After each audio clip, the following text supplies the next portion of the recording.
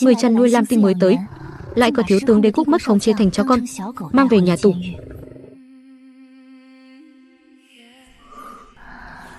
Các người không. Viện trưởng, giá trị sụp đổ tinh thần lực của Tề Huyền từ 97 giảm xuống 72. Vết hàn ô nhiễm thú đoạn đã lùi 60%. Ngài ấy hiện đang ở hình thái ấu tể, thần trí cơ bản đã khôi phục, có thể nói chuyện, có thể đánh, có thể giật tóc người ta chuẩn xác. Cậu nói cái gì? 3 ngày đổi 3 ngày. Tiểu mục trưởng hát một bài hát ru, cộng thêm một bình sữa linh lực, dùng bình sữa đó để cho ăn á. Ta muốn xem thử.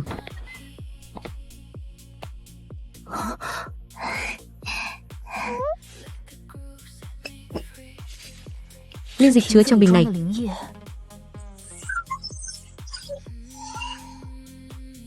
Công thức linh dịch Đỗ Lăng Bạch Lộ thất truyền 800 năm của đế quốc. Một giọt thôi cũng đáng giá liên thành. Một bình này của cô. Viện trưởng An, ngài trả giá bao nhiêu? 200 triệu tân tệ. Một bình nguyên thì bao nhiêu? 200 triệu. Cô nói không sai chứ? Ngân sách thu mua cao nhất của viện nghiên cứu. Hiệu quả phục hồi tổn thương tinh thần lực của thứ này vượt xa bất kỳ loại thuốc nào hiện có. Cô có bằng lòng bán không? Thành giao. 200 triệu. Cái bình sữa đó trị giá 200 triệu. Đồ vật thất truyền 800 năm của đế quốc Đỗ Lăng Bạch Lộ. Cô ấy lấy ra đút cho một con non to bằng bàn tay. Cái đồ phá ra chi tử này.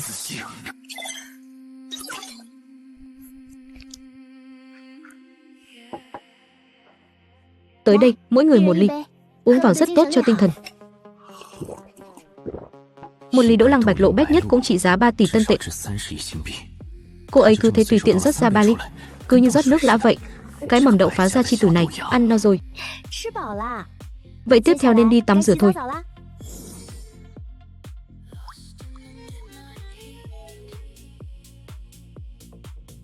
Ha.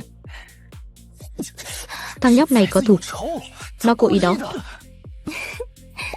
Không thích thứ lông lá. Mầm đậu đỏ. Cô có biết thứ trong tay cô trị giá bao nhiêu tiền không? Một giọt 30 triệu. Cô rót cả một ly đầy cho con ấu tể đó uống. Tôi biết chứ.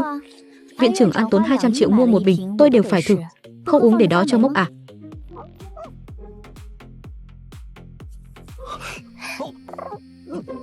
Ha ha.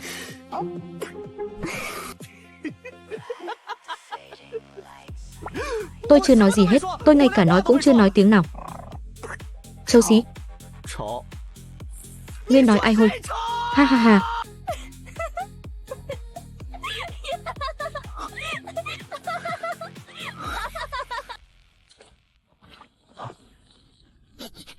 Thứ quỷ gì thế này? Uống Đỗ Lăng Bạch Lộ xong lại biến thành hư rình. Đây là bài độc. Tiểu gia bây giờ người như cái hầm cầu vậy. Thi Hàm, cậu tránh xa tôi ra một chút. Đi chết, đi đâu cũng được. Chỉ là đừng ở chỗ tôi.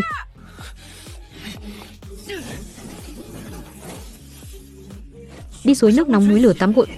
Ngâm bùn, tiểu gia cũng không thể để tiểu mục trường ghét bỏ. Cô Diệp Đường, việc thu mua Đỗ Lăng Bạch Lộ tiếp theo, viện nghiên cứu muốn ký một thỏa thuận đặt trước dài hạn. Có bao nhiêu lấy bấy nhiêu, giá cả không đặt giới hạn trên. Viện trưởng An, ngài yên tâm, bao nào cứ liên hệ bất cứ lúc nào. Linh dịch thất truyền 800 năm. Cô ấy lại dám nói là bao nào? Cô bé này rốt cuộc còn giấu bao nhiêu bảo bối nữa? Thanh phẩm phục hồi cấp độ thất truyền của đế quốc, một giọt liền có thể phục hồi nội thương xương cốt kinh mạch. Cô ấy lấy thứ này đi tắm cho một con ấu tể giao long to cỡ bàn tay. Cả một bình nguyên được mang ra xoa bong bóng. Thật lãng phí quá đi. Cho anh này, lần trước không phải anh nói đánh nhau bị thương lông đỏ sao? Dùng cái này ngâm một chút là khỏi thôi. Coi như là quà đáp lễ lần trước anh tặng tôi trang sức. Trong lòng cô ấy quả nhiên có ta. Đây chính là thánh phẩm thất truyền giá trị không thể đo đếm được. Mầm đậu nhỏ. Cô cưới bản thiếu chủ đi.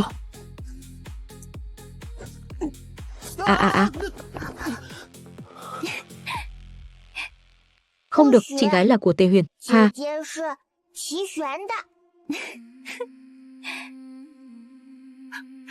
Gà quét rác, ngươi cũng bị ấu tể từ chối rồi.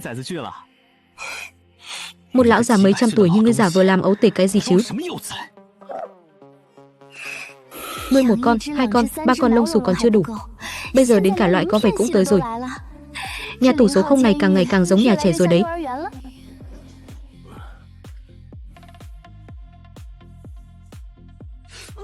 Ồ, lại nữa. Ngươi buông tay ra, tên nhóc to bằng bàn tay nhà ngươi.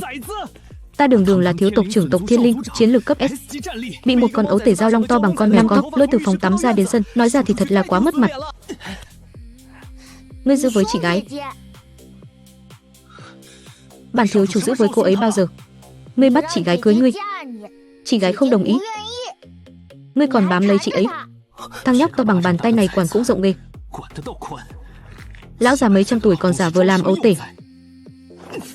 Ngươi, một con dao long teo lại thành ấu tể cũng xứng dạy dỗ bản thiếu chủ sao?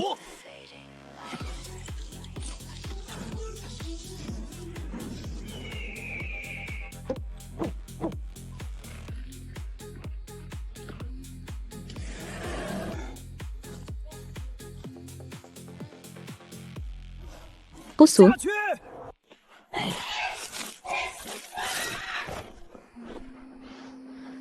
Trời đất ơi, nó đang nhổ lông gà thảo vườn kìa.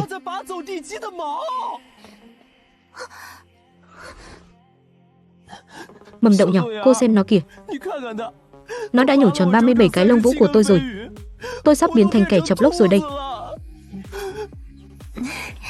Tề Huyền, sao em lại nhổ lông anh ấy? Hắn có thái độ tồi tệ ép chị cưới hắn. Em đang dạy hắn làm một con chim tốt. Bản thiếu chủ lúc nào cô ấy chứ? Bản thiếu chủ là chính thức cầu hôn. Máy quét rác, cách cậu cầu hôn là cô cưới bản thiếu chủ, tài sản đều là của cô. Chi nửa, cậu nói chuyện chưa bao giờ đàng hoàng tử tế. Hơi tí là mở mồm bản thiếu chủ nọ, chỉ một lời không hợp là xù lông. Ngay cả một câu tôi thích cô cũng chưa từng nói. Cậu nói xem với thái độ này thì dựa vào đâu tôi phải đồng ý với cậu?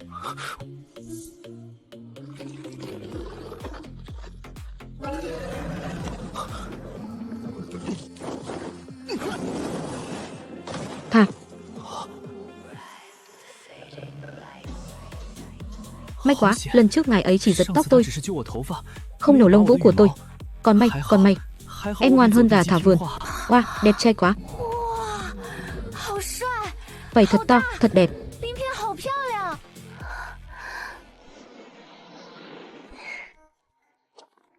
Chị gái, em đói rồi.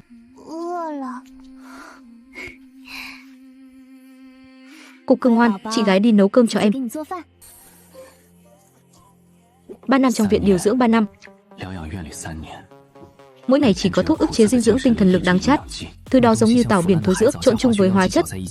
Mỗi một ngụm đều khiến tôi buồn nôn. Tôi tưởng kiếp này sẽ không bao giờ được nếm thử mùi vị khác nữa. Sau đó cô ấy xuất hiện, một bài hát ru, một bình sữa bò. Tôi lại có thể nếm được vị ngọt rồi. Mẫu thân, con bị một con ấu tể giao long bằng bàn tay nhổ mất 37 cái lông vũ. Rồi sao nữa, mầm đậu nhỏ. Diệp Đường, cô ấy đã từ chối lời cầu hôn của con. Con nghĩ xem vì sao? Vì con ấu tể giao long đó phá đám.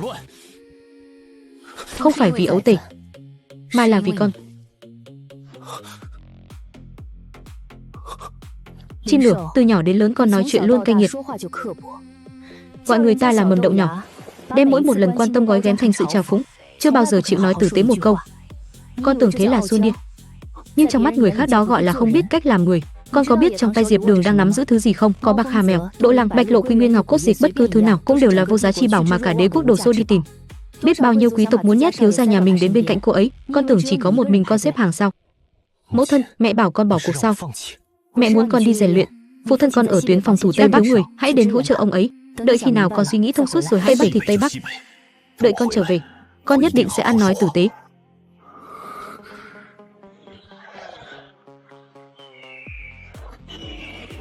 Thịt của tiểu mục trưởng sắp ăn hết rồi. Tiểu gia định ra ngoài đi xem bổ sung một mẻ. Ngài trong nhà nhé, tôi cũng đi. Cậu to bằng cái bàn tay đánh được cái gì? Cậu không dẫn tôi đi, tôi sẽ khóc. Khóc thật to để đánh thức chị gái. Thằng nhóc này đang đe dọa tôi. Tiểu mục trưởng tối qua thức trắng đêm đánh bài 3 tiếng, nếu mà bị đánh tiểu gia chết chắc. Được, cậu đi theo, nhưng không được ngáng chân.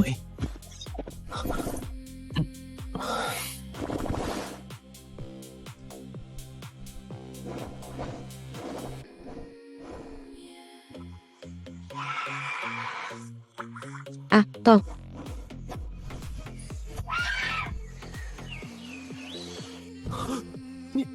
Mùi hương cơ thể này của cậu đánh ra thế nào vậy? Đó là nấm độc. Cậu cho tiểu mục trưởng ăn nấm độc sao? Chị gái sẽ xử lý. Giáo sư Hồ 500 tuổi sẽ xử lý.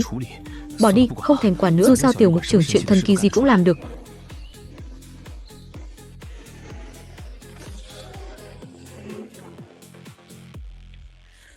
Bản cung là tứ hoàng nữ đế quốc Lạc Sa Nhiễm, vì hôn thê của Tề Huyền. Đợi bản cung đi gặp ngài ấy. Nhà tù số không mình mở cửa thăm nuôi. Cô có giấy phép thăm nuôi không? Ngươi là ai? Tránh ra. Bản cung muốn gặp Tề Huyền. Không có sự cho phép của bộ quân sự không được vào. Ngươi chắc chắn muốn cản đường bản cung. Tứ hoàng nữ điện hạ, xin hãy dừng tay. Theo luật pháp đế quốc và quy chế quản lý hôn ước hoàng gia, 3 năm trước, sau khi tổ trưởng Tề Huyền nhập viện điều trị, Lạc Sa Nhiễm ngài đã đơn phương nộp đơn xin hủy bỏ hôn ước với hoàng gia. Ngài đã đơn phương nộp đơn xin hủy bỏ hôn ước với hoàng gia. Đã được nữ hoàng bệ hạ phê chuẩn, hôn ước đã chính thức được hủy bỏ. Ngài hiện tại không có bất kỳ quan hệ pháp lý nào với tổ trưởng Tề Huyền, không có quyền thăm viếng. Lục Phúc, ngươi. Tứ hoàng nữ điện hạ, nhà tù số 0 là khu vực quân sự được kiểm soát của đế quốc, tự ý xông vào khu vực quân sự mà không được phép và sử dụng năng lực với nhân viên quân đội theo quân pháp đế quốc có thể bị giam giữ tại chỗ 10 ngày rời đi. Các người cứ đợi đấy.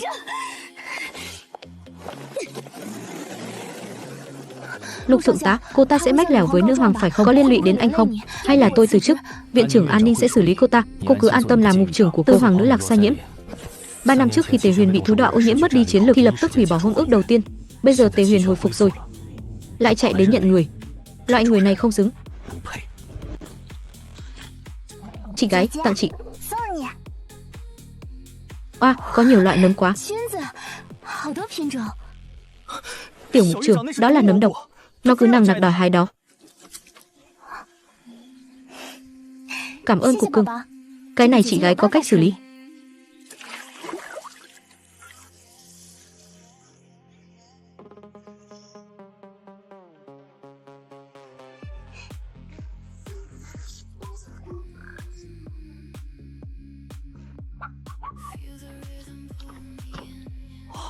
Cậu, sao cậu ta thấy giỏi vậy?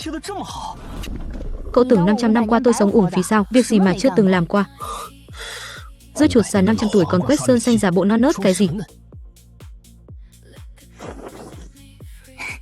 Mâu Hoàng. Con Diệp Đường đó chẳng qua chỉ là một phế vật cấp đầu bếp. Vậy mà dám cản đường con. Lục Vũ cũng không coi ai ra gì. Trước mặt con mà lôi luật pháp ra chèn ép con. Sa Nhiễm, con đến nhà tù số không làm gì? Negi chỉ muốn thăm Tề Huyền. Thăng, 3 năm trước khi cậu ấy bị thú đọa ô nhiễm, tinh thần lực sụp đổ, con đang làm gì? 3 năm trước, Tề Huyền vì đế quốc mà cản thú đọa suốt 7 ngày 7 đêm, tinh thần lực sụp đổ, thần trí mất khống chế. Việc đầu tiên con làm là nộp đơn xin hủy bỏ hôn ước lên cho trẫm. Ngày ký tên con còn mặc bộ lễ phục màu tím vàng, bởi vì ngày mai con còn có yến tiệc quý tộc phải tham gia. Bây giờ Tề Huyền bình phục rồi, con lại chạy đi nhận người. Con tưởng trẫm già rồi mắt mờ, không nhìn ra con đang ấp ủ chủ ý gì sao? Hoàng nữ nhi, không phải, chính là khi người ta còn sống con trai cậu ấy bị ô nhiễm, mất mặt. Bây giờ thể diện của hoàng gia để đi đâu? Bắt đầu từ hôm nay, không có sự cho phép của trẫm, không được bước ra khỏi cung môn nửa bước.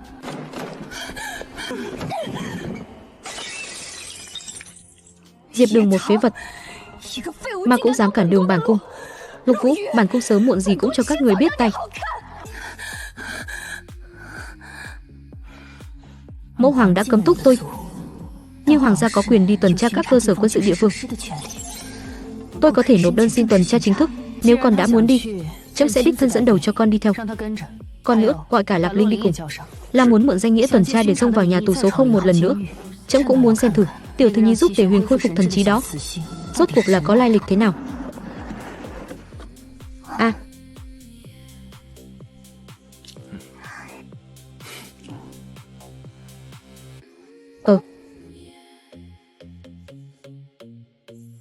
Đây chính là cỏ mèo Bắc Hà sao?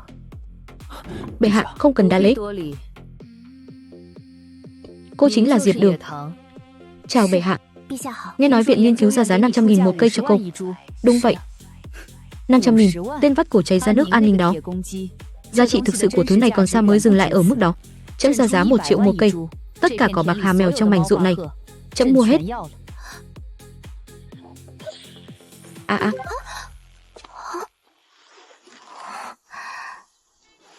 Lạc Linh, qua đây. Mẫu hoàng, bắt đầu từ ngày hôm nay ở lại đây. đi theo Diệp Đường học trồng cỏ bạc hà mèo. Học không xong thì không được về. Mẫu hoàng, nữ nhi cũng muốn ở lại. Gia Nhiễm, đi theo trẫm về. Chị Đường, tưới nước thì phải tưới bao nhiêu? 3 ngày một lần. Không được quá nhiều cũng không được quá ít. Loài cỏ này dẻo dai lắm. Không cần phải kinh động. Chị Diệp Đường, chị biết không, trước đây em đã mở rất nhiều dự án khu nghỉ dưỡng Bắc Cực, kết quả nền đất quá trơn, ngã hết cả. Lỗ 300 triệu, sân trượt băng núi lửa, mặt bằng 3 giây là tan mất, lại lỗ 200 triệu. Còn cả trang trại nuôi san hô biển sâu, san hô thì sống đấy. Ý tưởng khởi nghiệp có phải giống như mượn chu tước chân hỏa của chị hám bếp củi không vậy? Cô còn bốc phét hơn cả Tiểu gia. Những cái đó của tôi đều là ý tưởng mới mẻ, chỉ là thời đại vẫn chưa sẵn sàng tiếp nhận triết lý đi trước thời đại của tôi. Thế này không khoa học. Tôi rõ ràng đã đọc 3 cuốn hướng dẫn đánh mặt trượt. Sao rồi, Hoàng nữ điện hạ? Ngài còn muốn thua thứ gì nữa? Tôi không đánh nữa, tôi phải về nghiên cứu chiến lược mới. Lao động công ích mà cô nợ bát 3 tháng, quét sân 2 tháng, tưới nước dụng cỏ bạc hà mèo 1 tháng. Tôi hối hận rồi. Đây là món gì vậy? Lẩu nấm báo. Tôi sống 23 năm trên đời, chưa bao giờ được ăn món nào ngon như vậy. Chị Diệp Đường, em không đi nữa. Em muốn luôn đi theo chị. Chị chính là đạo sư nhân sinh của em. Thôi đi, cô đến trồng rau còn không xong, còn đòi đạo sư nhân sinh gì? Cô ngậm miệng lại. Cái đầu mãng phu trong đầu chỉ toàn bánh kem và đánh nhau nhà anh. Có tư cách gì mà nói tôi? Anh căn bản không xứng với chị Diệp Đường. Cô nói ai là mãng phu? Cô, cái đồ đại vương lỗ công chúa phá của. Cãi nhau nữa. Bánh kem sô-cô-la và kem tối nay tịch thu hết. Hả?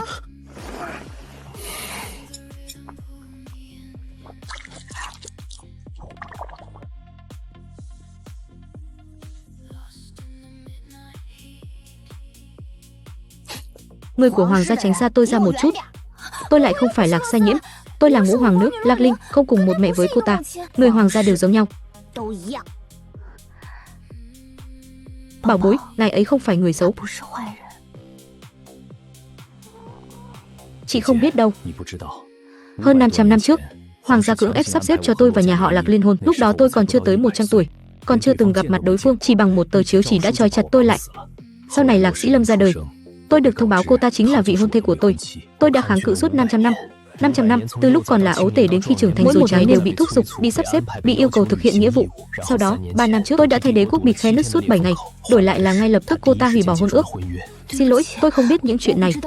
Không cần phải xin lỗi đâu. Tôi chỉ là không muốn dính dáng gì đến hoàng gia nữa. Về sau không ai có thể ép buộc ngài nữa đâu. Ngài muốn ở lại đây bao lâu thì ở bấy lâu.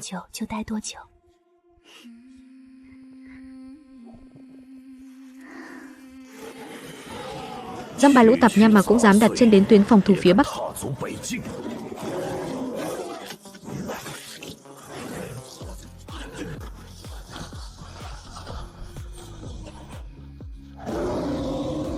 Cánh trái rút lui, cánh phải bọc hậu, ở giữa tạo thành một vòng vây.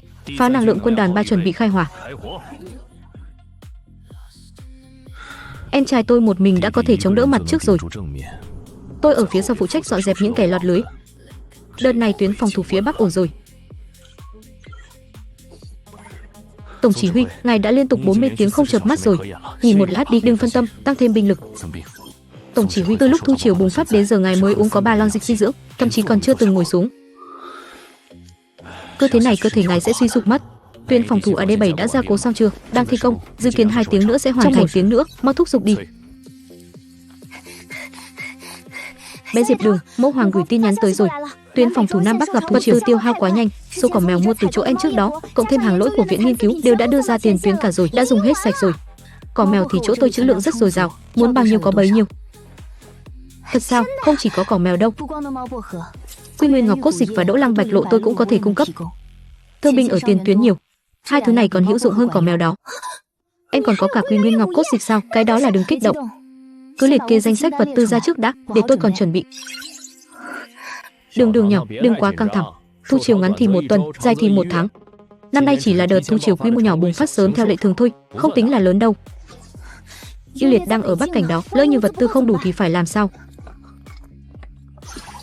Chim lửa nhỏ, anh mang cỏ mèo đến cho Yêu Liệt nhé, bảo anh ấy mỗi ngày đều phải. Đỗ Lăng Bạch Lộ và Quy Nguyên Ngọc Cốt Dịch, anh ấy cứ giữ lại một phần còn lại thì chia cho thương binh ở tiền tuyến đi. Đường nhỏ, tên chó thối cấp SS sẽ không gặp nguy hiểm đâu. Bắc Cảnh có yêu minh ở đó, không xảy ra chuyện đoạn lớn đâu. Trên đường anh cẩn thận nhé. Đưa đồ xong thì mau chóng quay lại. Tuân lệnh. Anh ấy nói đúng đó. Cấp SS sẽ không có chuyện gì đâu. Đi thôi, giúp tôi tiếp tục chuẩn bị vật tư. Thương binh ở Nam Cương bên kia cũng cần đến. Bé Diệp Đường, tôi thu thật với em. Tiền tiêu vặt của tôi thua sạch rồi, trong tài khoản ngay cả 1.000 tinh tệ cũng không có. Đông Cỏ Mèo và Đỗ Lăng Bạch Lộ này có thể ghi nợ trước được không? Cỏ Mèo không cần trả tiền, coi như tôi quyên góp cho đế quốc. Đỗ Lăng Bạch Lộ và Quy Nguyên Ngọc Cốt Dịch cứ tính theo giá thị trường bình thường là được rồi, nhân đôi giá như lần trước Mẫu Hoàng anh làm đâu. Giá bình thường á, anh em ruột còn phải tính toán rõ ràng. Bé Diệp Đường, em. Đây thực sự là nguyên một lọ Đỗ Lăng Bạch Lộ sao?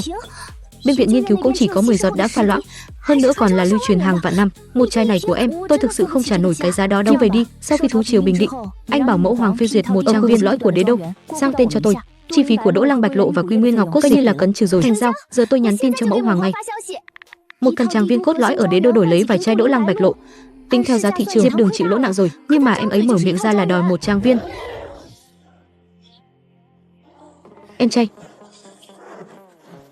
Em trai hôm nay trạng thái không tệ nhỉ? Giết được nhiều hơn hôm qua 300 con cơ đấy.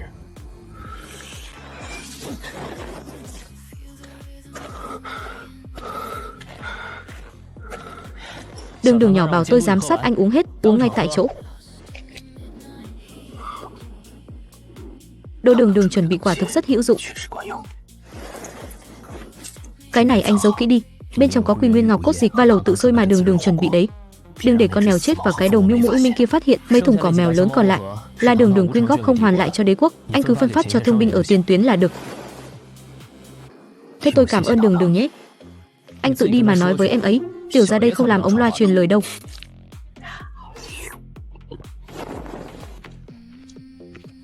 Yêu Liệt, anh hôi quá đi. Cho thối. Chỉ có đường mới được gọi cho tôi là cậu gọi thêm một lần nữa thử xem. Nhưng mà anh thực sự rất hôi đó. Tôi đi tắm suối nước nóng núi lửa đây. Cậu ở đây canh gác thay tôi đi, không được đi. Dựa vào đâu chứ, tiểu ra đây còn phải quay về ở bên đường nhỏ nữa. Được, anh mau đi tắm đi. Nhanh lên đó. Chỉ Hàng thiếu tộc trưởng, cái cậu cầm là gì vậy? Gửi thơm thật, không cho đâu. Đây là đường nhà tôi cho tôi. Tôi mua, cho tôi nếm thử một miếng trước. Lỡ như không ngon, tôi mua chẳng phải là bị lỗ sao? Đúng một miếng thôi đó.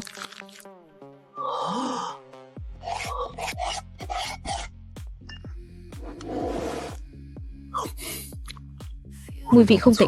Đưa tiền đây, tôi có nói là sẽ đưa tiền cho cậu sao? Đây là cậu cho tôi nếm thử cơ mà.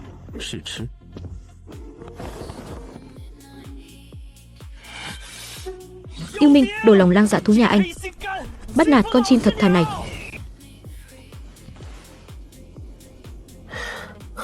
Anh, đến đồ ăn vặt của trẻ con mà anh cũng lừa à? Anh làm vậy là để cho cậu ta biết sự hiểm ác của xã hội. Nói đi cũng phải nói lại, món kem đó ngon thật đấy. Lần tới em nói với em dâu một tiếng đi. Chuẩn bị thêm vài thùng. Đưa tiền đây. Hai ta là anh em ruột mà, anh em ruột cũng phải tính toán rõ ràng. Em trai à, em không thể chủ động xin em dâu vài thùng kem sao? Em mà xin thì chắc chắn cô ấy sẽ cho. Em không thích ăn đồ ngọt, anh sẽ giúp em tiêu thụ nó, đôi bên cùng có lợi. Hừ, muốn ăn thì tự đi mà mua. Vậy anh dùng mỹ nhân kế thì sao? Em nhìn xem, anh và em trông giống nhau mà, lỡ như em dâu cũng ưng anh sẽ gả thẳng vào đó làm chồng của em dâu. Về sau em ăn gì thì anh được ăn ấy. Đường đã hứa với em rồi, nếu không có sự đồng ý của em, cô ấy sẽ không lấy thêm người chồng nào khác. Cái gì? Lấy thục phu mà lại phải hỏi ý kiến của em á? Luật pháp đế quốc có điều khoản nào ghi vậy? Cái này không phải luật pháp, là sự thiên vị đường dành riêng cho em.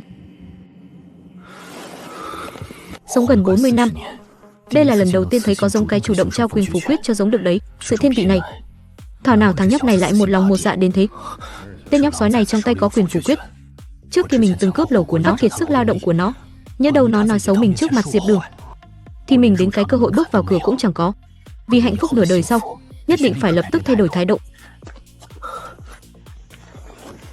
Yêu Liệt, em thân là chiến lược cấp SS thứ 4 của đế quốc, ba cái việc nặng nhọc này cứ để cấp dưới làm đi.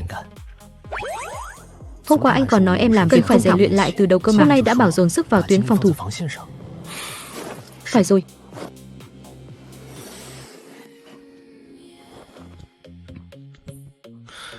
Anh đi cướp đồ của em trai thì còn ra thể thống gì nữa? Miên soái điên rồi sao? Bình thường không phải ngài ấy cướp hăng nhất à?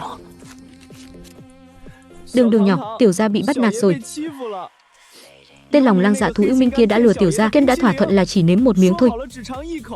Thế mà anh ta lại ăn sạch cả một thùng, còn nói là nếm thử nên không thèm trả tiền nữa. Không phải chỉ là kem thôi sao? Ngoan nào, ở đây có nhiều lắm.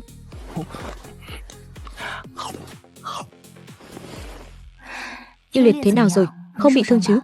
Không có, anh ta rất ổn. Tên chó thối đó hoai phong lắm, một mình chống đỡ cả mặt trước cơ mà.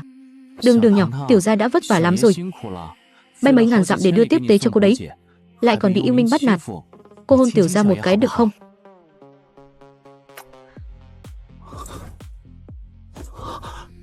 Hay hết, cô ấy hôn tôi rồi. Cô ấy hôn tôi rồi kìa, hôn tôi rồi.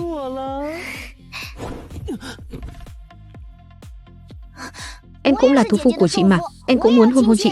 Này, hôn ước với vị hôn thê cũ của anh vẫn chưa được giải quyết xong, anh sẽ chuốc lấy rắc rối cho đường nhỏ đó. Để em đi chém cô ta. Thế thì cũng không đến mức đấy đâu. Một kẻ bị toàn đế quốc gọi là đồ võ biển suốt hơn 30 năm như tôi phút này lại đang phải khuyên người khác bình tĩnh. So với con rồng già này, tôi đúng là công dân kiểu mẫu của xã hội văn minh. Chị ơi, Tề Huyền rất ngoan. Tiểu Đường, cô phải chịu trách nhiệm với tôi. Cô tắm cho tôi lúc tôi ở hình dạng ấu tể, đã nhìn thấy hết mọi thứ rồi. Ngài giả làm ấu tể lừa người, ngài đã hơn 500 tuổi rồi, ngài còn không biết xấu hổ mà đòi chịu trách nhiệm à? Ngài còn già hơn cả bà cố tổ của Đường nhỏ nữa. Đồ tóc đỏ. Cậu muốn gả cho giống cái tốt thì cần gì mặt mũi nữa? Đây là chuyện giữa tôi và Đường. Cần cậu lo chắc. Tạng lông đuôi là do cô ấy không biết tập tục nên mới nhận lấy trước vào sống trong nhà tù số 0, là do cậu mặt dày mày dặn ở lý không chịu đi. Cô ấy là do nửa đêm cậu bay về nhà chính ký giấy xuất ngục. Hình như quả thật là mặt mũi và giống cái tốt, giống cái không thể có cả hai được. Tôi là một cha nữ, nhất quyết không chịu trách nhiệm. Hơn nữa tôi đã có Yêu Liệt và Trì Hằng rồi, không muốn tăng thêm thú phu nữa đâu. Đế quốc quy định giống cái ít nhất phải có 3 thú phu. Hình như tôi đã có người thứ 3 rồi. Con cá Thương Nguyệt đó, tôi đã vuốt ve đuôi cá của anh, còn nhận cả vảy của anh ta nữa. Theo tập tục của vương tộc Hải Viên, vậy thì tôi làm người thứ 4. Tôi nói thật với ngài nhé, tôi thích lông xù là xếp thứ nhất, tiếp đến lông vũ xếp thứ 2, còn vảy cá thì xếp cuối cùng. Cho nên Chiến Thần đại nhân, thật ngại quá. Nếu cô mà không cưới tôi sẽ chạy đến cửa thành lăn lộn 1 vạn lần. Nói cô có mới nới cũ, làm hỏng danh tiếng của cô. Tùy ngài thôi, danh tiếng ở ngoài vốn dĩ có tốt có xấu mà. Trạng thái trước đây là trước đây, hiện tại là đồ biến thái. Của hồi môn của tôi sánh ngang với quốc khố của đế quốc đó. Nếu tôi tính không nhầm, số đỗ lăng bạch lộ cô uống thời gian qua ít nhất cũng đáng giá bằng 2 cái quốc khố rồi. Chiến Thần đại nhân, nếu ngài thật sự muốn bước chân vào cửa thì đi Bắc Cảnh Tình Yêu Liệt đi. Anh ấy và Đường nhỏ đã giao ước rồi, phải được anh ấy đồng ý thì ngài mới có cửa. Được thôi, hay. Cứ để con sói đầy tâm cơ Yêu Liệt đó đi đối phó với ông ta, một mũi tên trúng 2 đích. Ngài còn sống sờ ra đó. Toàn bộ tài sản đã tính toán xong xuôi, chẳng phải ngài ấy bị đọa thú làm ô nhiễm rồi sao? Cô nghênh Chiến Thần. Nhóc sói con, ta muốn gả cho Tiểu Đường. Cậu gật đầu một cái đi. Nếu Đường thực tâm thích ngài, tôi không có ý kiến. Vậy để ta chứng minh bản thân trước đã. Vị Chiến Thần này đến cầu hôn sao? Xem ra là vậy. Tên mèo con, chính cậu đã vắt kiệt sức tôi. Yêu Liệt ca, những đồng nhiệm vụ chất cao như núi đó một nửa là do tôi ký phát đấy. Nhưng thế thì đã sao nào? Ai bảo anh ta không cho tôi cơ hội cơ chứ? Yêu Liệt ca, công việc sau chiến tranh có nhiều không? Để tôi làm giúp anh. Yêu Liệt ca, nhớ nhắc tôi với Tiểu Đường nhé. Chiến Thần đại nhân, ngài tìm chút việc đàng hoàng mà làm đi. Vừa mới kết công việc tồn đọng chất cao như núi đây này, cứ giao hết cho ta. Vị Chiến Thần này mà thực sự gả vào bộ quân sự, sau này đều không cần phải tăng ca nữa rồi. Vất vả rồi, nghỉ ngơi cho tốt nhé. Gió thoảng bên tai còn chưa thổi mà đã có hiệu quả thế này rồi, hiệu quả xuất sắc quá đi. Yêu Liệt, nói thật một câu nhé. Diệp Đường mang trong mình trí bảo là cỏ mèo, đỗ lăng và quy nguyên ngọc cốt dịch. Tin tức này sớm muộn gì cũng sẽ truyền ra ngoài. Đến lúc đó các thế lực khắp nơi sẽ nhòm ngó cậu và Trì Hằng. Liệu có thể bảo vệ được cô ấy không? Nguyên soái, ngài muốn theo đuổi Đường thì trước tiên hãy đột phá lên cấp SS đi đã. Thế lực của tộc Bạch Hổ rất hùng mạnh, Kim Diệu lại có phẩm hạnh đoan chính. Hơn nữa Đường còn thích thú có lông xù. Ngoại hình của Kim Diệu tuyệt đối vượt ải rồi. Nếu ngài ấy đột phá được cấp SS, hoàn toàn có thể trở thành chiến lược đáng tin cậy bảo vệ Đường. Tôi biết Tiểu Đường thích thú lông xù. Yêu Liệt ca, anh có dụng lông không? Lông anh dụng đưa hết cho tôi nhé, để tôi làm một chiếc áo khoác ra, mặc vào thì sẽ là thú lông xù rồi. Cậu đang nói linh tinh gì thế? Đi một con dao long hơn 500 tuổi đòi lông dụng để làm áo da. Đừng có mà vô lý quá đáng vậy chứ. Yêu Liệt ca, anh giúp tôi đi mà. Đường Đường và Chỉ Hằng đều đã đồng ý rồi, tôi thì không. Một lời đã nói ra, tư mã nan truy. Yêu Liệt ca, lúc quay về anh nhất định phải nói tốt cho tôi trước mặt Tiểu Đường đấy, chưa hả? Chỉ Hằng làm nũng là một cú sốc về thị giác, còn Tề Huyền làm nũng thì đúng là ô nhiễm tinh thần mà. Thật sự muốn gặp Đường Đường ngay lúc này quá. Chuyện này có gì khó đâu.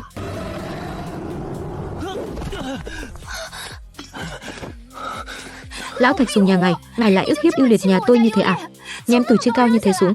Anh ấy ở Bắc Cảnh ngày nào cũng phải tăng ca, khó khăn lắm mới về được. Ngài còn đứng ở trước cửa nhà ném anh ấy xuống nữa. Không phải tôi tốt bụng mang cậu ta bay về mà. Ném chính là ném. Tôi tận mắt nhìn thấy mà. Không có đâu Đường Đường. Chiến thần không có bắt nạt tôi. Anh gầy đi nhiều quá. Mau đi tắm rửa thay quần áo trước đi, em đi nấu cơm cho anh. Mới mấy ngày trước, cô ấy còn dịu dàng gọi tôi là Tiểu Tề Huyền, vừa cho uống sữa lại vừa tắm rửa cho tôi. Giờ chỉ vì tôi lỡ ném Yêu Liệt một cái mà bị giáng cấp thẳng thành lão Thạch Sùng. Sự thiên vị này đúng là quá lố rồi. Tên tóc đỏ kia, Yêu Liệt đã nới lỏng miệng rồi, cậu cũng đồng ý cho tôi vào cửa đi. Tôi không tin, có bằng chứng gì không? Cậu ta tự miệng nói, chỉ cần Đường Đường thích tôi, cậu ta sẽ không phản đối. Vậy để tôi đi tìm Đường Đường nhỏ xác nhận lại chút. Là Hằng ca, con chim lửa đẹp trai nhất, chiến thần. Nếu ngài thực sự bước vào cửa, cô vị hôn thê cũ kia của ngài sẽ không buông tha cho Đường Đường nhỏ đâu. Đường Đường nhỏ không có gia tộc làm chỗ dựa, tinh thần lực lại chỉ ở cấp FF. Lạc Thập An thì hống hách ngang ngược, lại còn có bối cảnh hoàng gia. Nếu ngài cưỡng ép giải quyết hôn ước, đế quốc sẽ truy sát Đường Đường nhỏ. Đến lúc đó, tất cả chúng ta đều sẽ biến thành dã thú lang. Ngài hơn 500 tuổi thì không sao cả, nhưng Đường Đường nhỏ mới chỉ có 18 tuổi. Ngài muốn nửa phần đời phải trải qua trong cảnh trốn chạy sao? Cậu nói cũng có lý. Để phần cơm cho tôi với, tôi đi rồi về ngay. Cách giải quyết vấn đề của lão Giao Long này thật thô bạo. Hy vọng lão không thực sự băm vằm Lạc Tứ Lang. Lạc Chiêu Hoa, bản chiến thần muốn nói chuyện với cô. Hoàng thất có lỗi với anh. Lạc Tây An đơn phương hủy bỏ hôn ước. Là hắn sai, ta đến đây không phải để nghe xin lỗi. 3 việc. Thứ nhất, trông chừng lão tới nhà cô cho kỹ. Nếu hắn dám kiếm chuyện với Diệp Đường, ta sẽ băm vằm hắn ngay. Người thừa kế của cô sẽ bớt đi một đứa đấy. Được, ta sẽ quản chế hắn thật nghiêm. Thứ hai, tăng lương cho Diệp Đường. Lần này cô ấy đã hiến tặng vô số cỏ mèo cho đế quốc. Là nữ hoàng, cô đừng làm người ta chạnh lòng. Quay về ta sẽ bảo an ninh tăng lương gấp đôi cho cô ấy. Thứ ba, Lạc Chiêu Hoa. Cô rõ ràng là một người anh minh, sao lại sinh ra một đám vô dụng thế hả? Cô có từng cân nhắc nhân lúc vẫn còn trẻ, sinh thêm một người thừa kế đủ tiêu chuẩn không? Anh sống chán rồi hả? Hơn nữa, những hoàng phu của cô có phải đã lén lút sau lưng cô giở trò gì không? Mấy đứa con gái của cô, hơn chục đứa con trai chẳng đứa nào có phẩm hạnh giống cô cả. Năm xưa cô là người thừa kế xuất sắc nhất cơ mà, Tề Huyền. Hay nói đúng hơn là, liệu có phải đám hoàng phu đã tráo đổi con của cô không? Dù chuyện thế này ta chưa tận mắt chứng kiến. Anh nói đủ chưa hả? Cô cứ từ từ mà suy nghĩ đi, ta đi đây.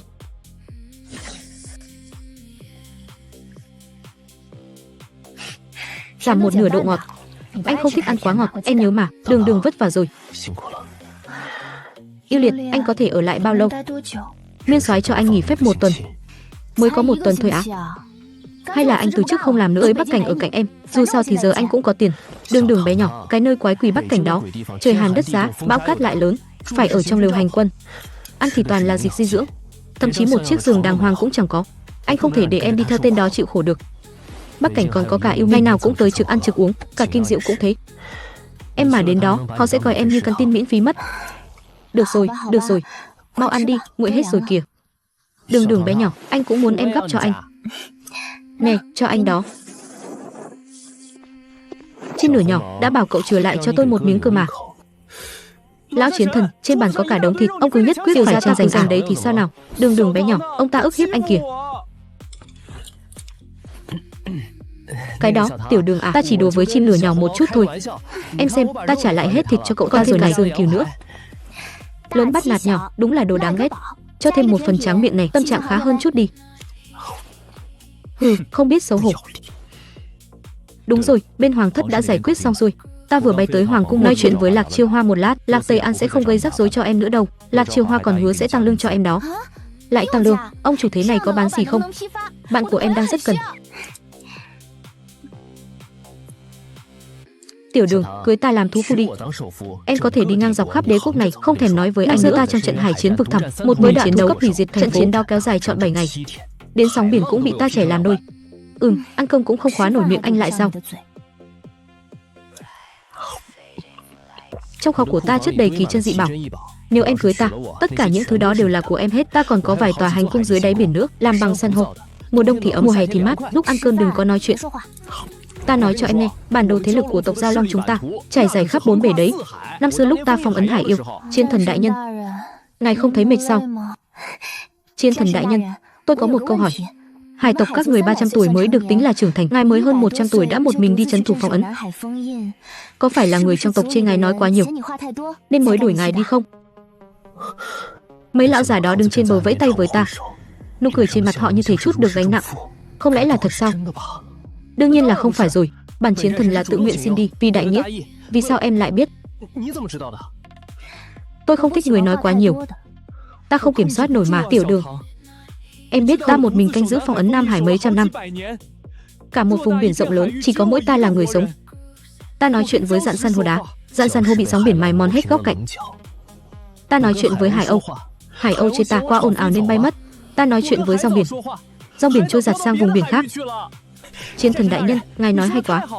Thích thì phải nói to ra. Hung thú mà đến tỏ tình cũng không dám thì đúng là đồ nhu nhược. Chim lửa nhỏ. Bản Chiến Thần nhìn một cái là biết cậu là nhân tài có thể bồi dưỡng. Đúng, tiểu gia ta nhắm trúng Đường bé nhỏ rồi. Trực tiếp đưa xính lễ luôn. Quản trị cô ấy có thích hay không chứ? Ha.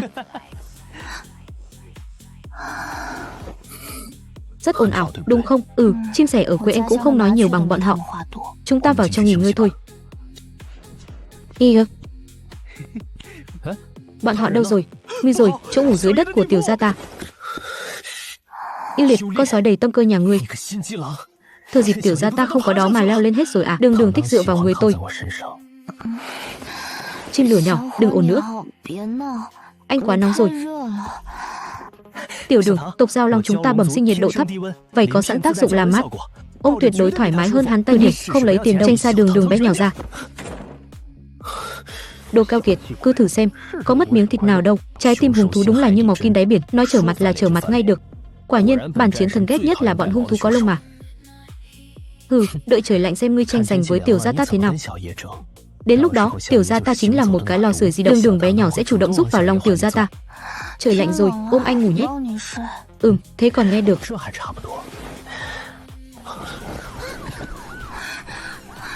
Sao thế, động đất à?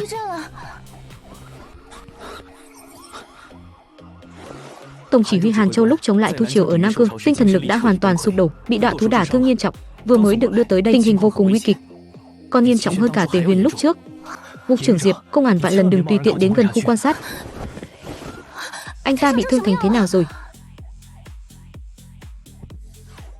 Người cần phải lo lắng cho sự an toàn không phải là anh mà là chính tôi.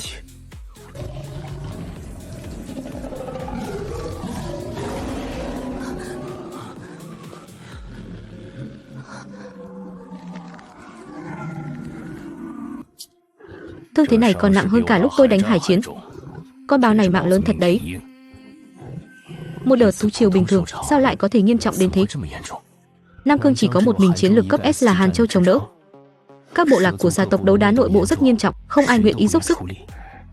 Nhà nào giữ địa bàn nhà nấy. Thu triều ập đến, tha lùi về sau cũng không muốn chi viện. Hàn Châu không điều động được người, chỉ đành tự mình xông lên hứng chịu. Một mình ông chọn tất cả quân vụ và tác chiến trên tiền tuyến, làm thấu chi tinh thần bị thương nặng rồi bạo tẩu. Tiểu Đường, cho dù em có cưới bản Chiến Thần hay không, bản Chiến Thần cũng quyết đi theo em rồi. Giờ là lúc nói mấy chuyện này sao?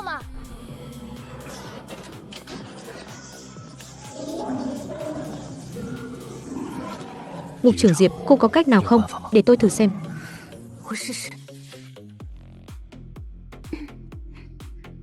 Diệp Đường. Sương khói trong rừng, sương mù. Nhìn đệm thịt chân này. Dễ thương quá đi mất, dễ thương xỉu luôn.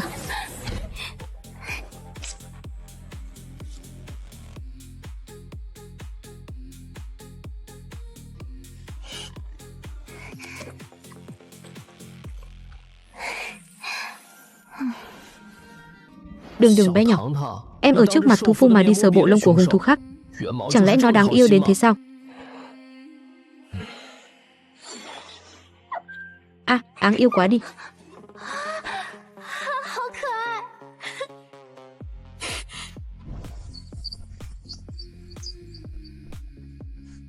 Đường bé nhỏ, em sờ thử tôi đi mà. Lông của tôi mềm lắm đó. Ba vị chiến lực cấp S hóa thành hình thái ấu tể để tranh giành sự sủng ái của thê chủ đang đánh nhau chí chóe trong khu quan sát số 2000 nhỉ. Thế giới này rốt cuộc bị sao vậy trời? Thượng tá Lục, bên phía Nam Cương hiện tại tình hình thế nào rồi? Còn có thể trụ vững được không? Tôi không có quyền hạn để dò hỏi chi tiết phòng tuyến Nam Cương. Chiến thần đại nhân, hiện tại chiến lực của ngài đã hồi phục, đế quốc không có chế độ nghỉ hưu. Ngài với tư cách là chiến thần của đế quốc đã hưởng thụ vinh quang. Nam Cương hiện đang thiếu nhân lực. Có phải ngài cũng nên đến đó phát huy chút năng lực chứ? Nhất định không đi, trừ phi tiểu Đường đồng ý cưới ta. Tề Huyền, ông thật không biết xấu hổ. Ông dùng sự an nguy của bách tính Nam Cương để bắt cóc đạo đức cô ấy à? Đường, đừng để ý lão ta, tôi có thể đến Nam Cương chi viện. Đúng thế, tiểu gia ta cũng có thể ra trận đánh giặc. Tôi đã hứa với mọi người rồi, nếu mọi người không đồng ý cho cưới thú phu nào, tôi sẽ không cưới người đó.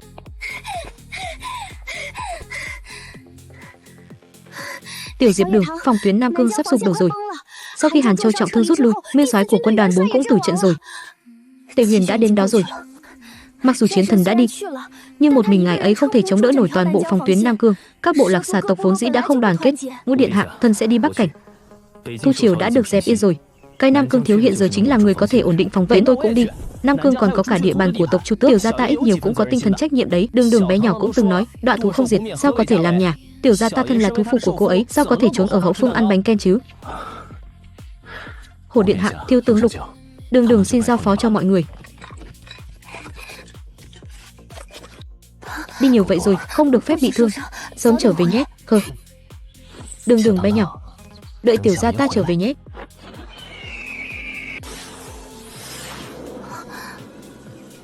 Này, tiểu Diệp Đường, suýt nữa thì quên, mẫu hoàng bảo tôi mang đồ đến cho cô. Trong chiếc thẻ đen này có 1 tỷ tinh tệ.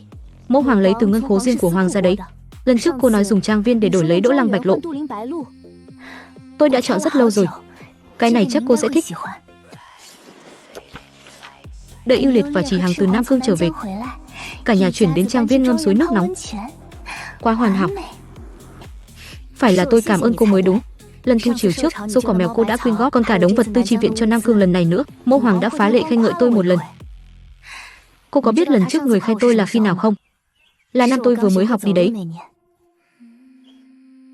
Từ nay về sau cô đừng khởi nghiệp nữa. Tôi nghĩ mẫu hoàng cô sẽ còn tiếp tục khen ngợi cô đấy. Ây da, nhưng mà tôi muốn kiếm tiền cơ. Có rất nhiều cách để kiếm tiền.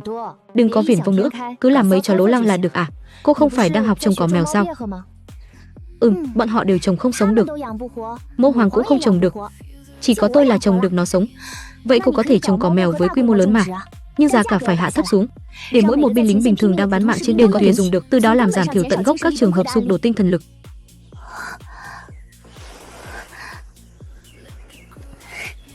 Hả, tiểu Diệp Đường, suy nghĩ này của cô rất giống với mẫu hoàng của tôi đấy. Không chừng cô lại là ruột thịt lưu lạc bên ngoài của mẫu hoàng tôi thì sao? Cái trí tưởng tượng phong phú này của cô đúng là di truyền thật.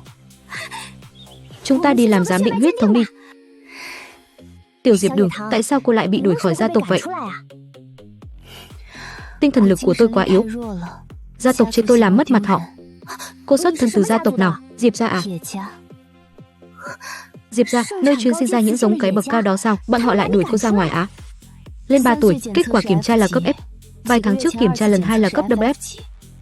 Cô nghĩ Diệp gia có thể dung túng một đứa phế vật mà ngay cả cấp F cũng không thể ăn ủi được sao? Vậy còn hình thái thú của cô đâu? Là hồ ly 5 đuôi đấy.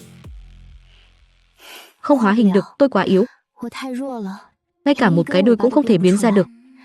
Cũng hoàn toàn không nhớ cha mình là ai. Thế này lại càng đáng ngờ hơn. Đi thôi, tôi đưa cô đi giám định huyết thống. Tới nhà đấu giá Trí Tôn tìm cha tôi.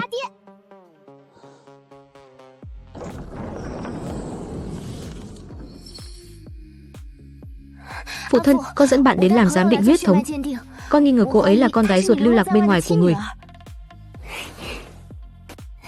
Chào chú ạ. Một chút quà mọn. Thơ. La Quánh, đứng lại đó cho lão tử. Đồ nghịch nữ, lão tử mà đội nón xanh cho mẫu hoàng con. Lão tử có mấy cái mạng mới đủ để mẫu hoàng con chém đây hả? Con nghiêm túc mà. Ngươi nhìn tiểu Diệp Đường xem, con còn nói bậy bạ nữa ta sẽ...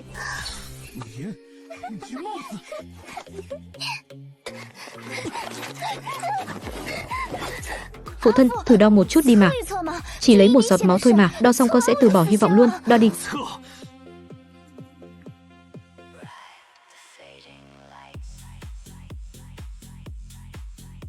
À, thật sự không phải sao? Cha con đâu có cắm sừng mẫu hoàng con đâu. Con thất vọng lắm sao? Đâu có. Phụ thân, thực ra hôm nay con đến đây còn một chuyện nữa. Người có thể cho con 100 triệu để hợp tác trồng cỏ mèo. Không có tiền. Hơ? Đây là Đỗ Lăng Bạch Lộ. Cháu lấy đâu ra thứ này? Ra tận chân trời, gần ngay trước mắt. Tiểu Đường à, cháu và ta đều là hồ tộc. Cả khối huyết thạch kia cũng có phản ứng kìa. Đây chính là duyên cha con do trời định. Cháu nhận ta làm cha nuôi đi. Nhà đầu giá Chí Tôn sẽ là chỗ dựa vững chắc nhất của cháu. Thẻ vàng không giới hạn hạn mức này. Mọi sản nghiệp dưới trướng nhà đấu giá Chí Tôn, cháu đều được giảm giá một nửa. Chú, cái này cháu sẽ không nỡ làm tổn thương trái tim của một ông già ốm yếu bệnh tật chứ. Cho cha nuôi. Ây da, con gái ngoan của ta. Cha nuôi tới đây quá vội vã. Con cứ nhận lấy đi. Đây là giấy chuyển nhượng 10% cổ phần của nhà đấu giá Chí Tôn, con ký vào đi. Nếu không phải nhờ con, ngươi có thể có đứa con gái nuôi này không hả? Coi như mấy chục năm nay con làm phá gia chi tử cũng không uổng phí. Chim lửa nhỏ, cậu giỏi thật đấy. Tiểu gia ta là thiếu chủ Chu Tước mà. Ngươi cũng đừng để rớt lại phía sau đấy. Ương càng già càng cay.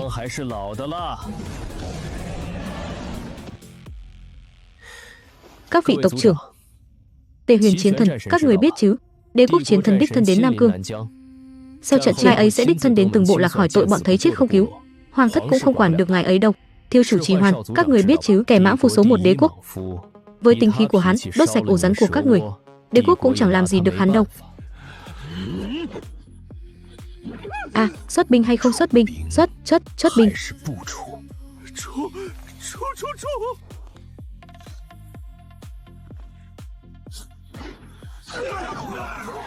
Chính các người ức hiếp lão sư của tộc Chu Tước, nên án binh bất động đúng không? Tiêu chủ Trì Hoàn, chúng tôi sai rồi, không dám nữa đâu. Cô nói xem, cô đúng là ngực to não phẳng.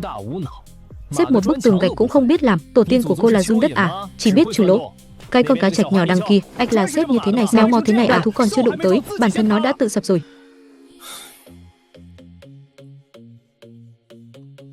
Hả?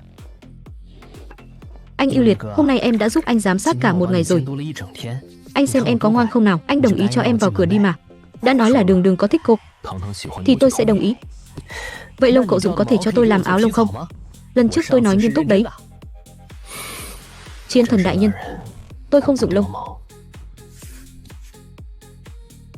Hơn nữa, đúng là Đường Đường thiên vị thú lông xù. Nhưng cô ấy cũng không hoàn toàn bài xích thú có vảy. Cậu nhìn Thương Nguyệt xem. Cô ấy đã sờ đuôi cá của người ta, còn nhận cả vảy nữa. Thật sao? Thật đấy. Cảm ơn anh yêu liệt.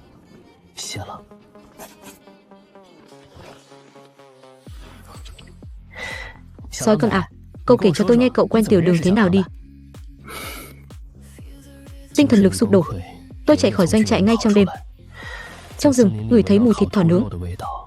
Tôi đã cướp nửa con thỏ của cô ấy. Sau đó cô ấy coi tôi là chó hoang. Tôi đành giả vờ ở bên cạnh cô ấy gần 1 tháng. Sói con, cậu cũng chịu hy sinh hình tượng quá nhỉ? Đường Đường là thiếu tướng đế quốc, lại ở trước mặt một giống cái nhỏ bé vừa trưởng thành ra làm chó gần 1 tháng trời. Không hy sinh hình tượng thì làm sao tôi bây giờ ánh mắt của những giống cái đó nhìn tôi, hoặc là coi như chiến lợi phẩm, hoặc là nhìn vào quyền thế. Chỉ có Tiểu Đường là thực sự thích hình dạng ấu tể của tôi. Khi tôi biến nhỏ, cô ấy sẽ ôm vào lòng cho bú sữa. Khi tôi biến lớn, cô ấy lại chê tôi nói nhiều. Cô ấy vứt bỏ ưu liệt một lần rồi còn dám gọi tôi là thạch sùng giả, hoàn toàn không nể mặt tôi là chiến thần chút nào. Sói con này, cậu thực sự có thể chấp nhận nhiều giống được tranh giành thế chủ thế sao? Trong lòng cậu không thấy chua xót à? Bảo không chua xót là giả. Nhưng Đường Đường đã cho tôi đủ sự tôn trọng. Cô ấy là người duy nhất trong số những giống cái tôi từng gặp, cho nên tôi nguyện ý. Hơn nữa, năng lực của Đường Đường sớm muộn gì cũng sẽ bại lộ trước công chúng. Những kẻ trong gia tộc họ Doãn đó, chỉ dựa vào tôi và Chỉ Hằng thì không có chắc chắn có thể bảo vệ được cô ấy. Cho nên, tôi không bận tâm việc có dã thú mạnh mẽ hơn bước vào cửa. Điều kiện tiên quyết là Đường Đường thực lòng vừa ý tên nhóc này. Thông suốt hơn cả tôi tưởng tượng. Không ngờ cậu ta kẻ hẹp hòi này, vì Đường Đường mà lại trở nên rộng lượng đến vậy.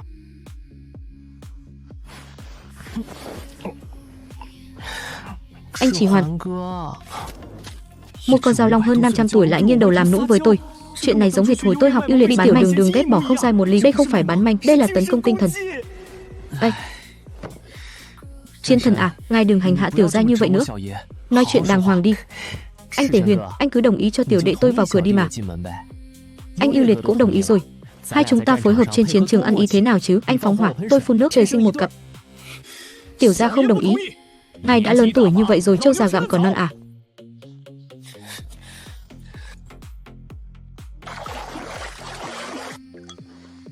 Anh Chỉ Hằng có khát không? Có đói không? Tiểu đệ đấm bóp cánh cho anh nhé. Tiểu gia chịu hết nổi rồi. Tiểu gia đồng ý rồi, được chưa? Đồng ý rồi thì đừng phiền tiểu gia nữa. Xin ngài đấy. Anh Chỉ Hằng vất vả rồi.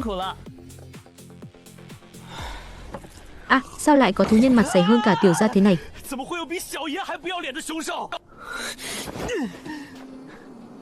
Đồ sói tâm cơ. Hồi trước ở Bắc Cảnh có phải anh đã bị ngài ấy hành hạ rồi đúng không? Anh biết ngài ấy sẽ diễn trò này mà anh cũng không nhắc tôi. Tiểu gia tôi có nhắc thì cậu vẫn sẽ gặp phải thôi. Chi bằng để cậu tự mình trải nghiệm một phen. Hồi trước ở Bắc Cảnh ngài ấy bám giết lấy tôi mấy ngày liền dụng để làm áo lông. Bây giờ cậu bị bám giết mấy ngày liền. Coi như hai anh em huề nhau, có phúc cùng hưởng, có họa cùng chịu. Có họa cùng chịu cái quái gì? Rõ ràng là anh cố ý. Chiếu theo quy tắc phòng tuyến Bắc Cảnh, dự thảo hiệp nghị liên phòng Nam Cương, trong thời kỳ thú triều bắt buộc phải xuất binh hỗ trợ vật tư phòng khu tộc lân cận đợi đà điểm an toàn, cái gì mà có họa cùng chịu, rõ ràng là anh cố ý. Chúng tôi phải khiếu nại lên đế đô. Nếu các người không hiểu được đạo lý của anh yêu liệt, vậy thì bổn chiến thần đây cũng biết đôi chút quyền cước.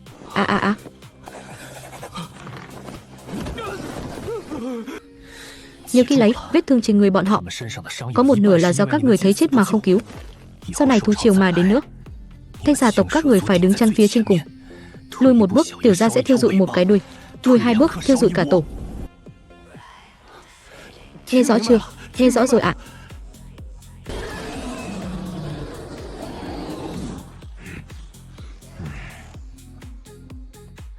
Lão rùa già, đừng ngủ nữa, ra ngoài làm việc đi. Đi trấn thủ Nam Cương vài ngày thay ta. Ta phải về gả chồng đây. Cuối cùng ngài cũng thông suốt rồi à? Mau dậy đi, đừng làm lỡ đại sự cả đời của bổn chiến thần.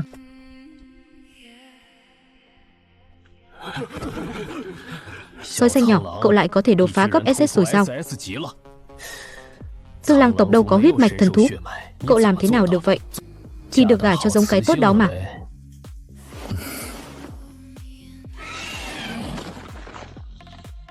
À, tiểu đường đường của tôi đâu rồi? Tiểu đường đường to như vậy của tôi đâu?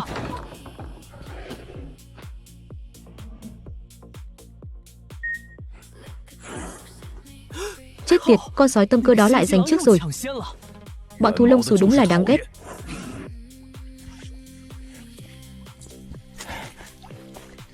Tiểu Đường, bọn họ đều đồng ý cho tôi vào cửa rồi, em cứ cưới tôi đi mà.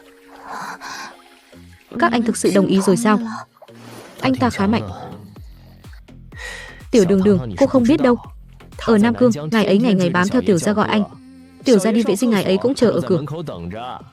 Tiểu Đường, tuy tôi lớn tuổi hơn bọn họ, nhưng lớn tuổi thì biết sát người mà. Hơn 500 tuổi mà chưa gả đi được, chắc chắn là phần mềm lẫn phần cứng đều có vấn đề. Chiến thần đại nhân, ngài còn lớn tuổi hơn cả nước hoàng. Ra tay với Đường Đường, liệu có thích hợp không? Đợi khổ cực hơn 500 năm mới rung động. Đây gọi là lương duyên trời định. Ngậm miệng lại, ồn ào chết đi được. Tề Huyền, tôi chưa đồng ý cưới anh. Cho dù có muốn kết thù ấn thì cũng phải kết với ưu liệt nhà tôi và Trinh Nửa. Anh đứng sang một bên đi. Nghe thấy chưa, đứng sang một bên. Được rồi, đừng cãi nhau nữa. Ngủ chung đi, giường cũng khá rộng mà. Lũ thú 4 chân lông xù đáng ghét, toàn dựa vào bộ lông xù để lấy lòng người khác. Những giống đực bình thường không có giống cái, an ủi khi tinh thần lực sụp đổ. Kẻ có tiền thì vào viện điều dưỡng, kẻ không có tiền thì trực tiếp đến bộ chấp pháp sinh cưỡng chế thu hồi. Đế quốc sẽ bù đắp một khoản tiền trợ cấp đủ cho một gia đình ăn uống trong 30 năm. Rất nhiều gia đình mong mỏi được nhận số tiền này. Cá lớn nuốt cá bé mà. Diệp Đường nhỏ, một tháng tôi chỉ có 3,000 tinh tệ tiền tiêu vặt thôi đó. Cô thu nhập hàng tháng 30 vạn. Cô trồng tốt cỏ mèo là có thể đuổi kịp tôi rồi. Hồi trước, nếu như tôi không lấy bình đỗ lăng bạch cả bình cho A Phú, mà chia nhỏ thành mấy giọt bán cho cậu ta, tôi đã không nghèo đến mức này rồi. Lúc đó tôi đâu có cản anh. Mẫu hoàng phê chuẩn mấy mảnh đất cho tôi. Phía đông thành thì gần nguồn nước, phía nam thành thì thời gian chiếu sáng dài, phía bắc thì địa thế bằng phẳng. Viện nghiên cứu nói phía đông thành là tốt nhất.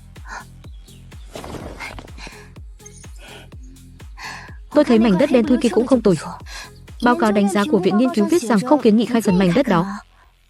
Viện nghiên cứu đã từng trồng sống cỏ mèo bao giờ chưa? Chưa đúng không? Vậy cô nghe bọn họ hay là nghe tôi? Nghe cô hết. Mèo. Đói rồi sao, mèo con? Mỗi lần thấy cô lấy đỗ lăng bạch lộ cho uống như uống nước, tôi đều muốn dập đầu mấy cái với quốc khố của đế quốc. Cô gọi nó là đỗ lăng bạch lộ, tôi thì gọi nó là sữa thú không đáng tiền. Tôi tuyệt giao với cô 3 giây.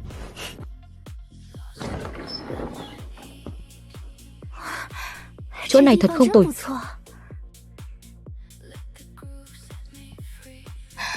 Phòng ngủ chính dành cho ưu liệt, gian phòng cạnh sân dành cho Tề Huyền, phòng dành cho khách tạm để trống là vừa vặn.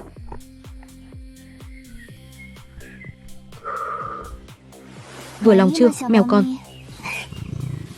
Các anh cũng đừng nhàn rỗi, đến nhổ cỏ phụ một tay đi. Vâng, cô Diệp Đường.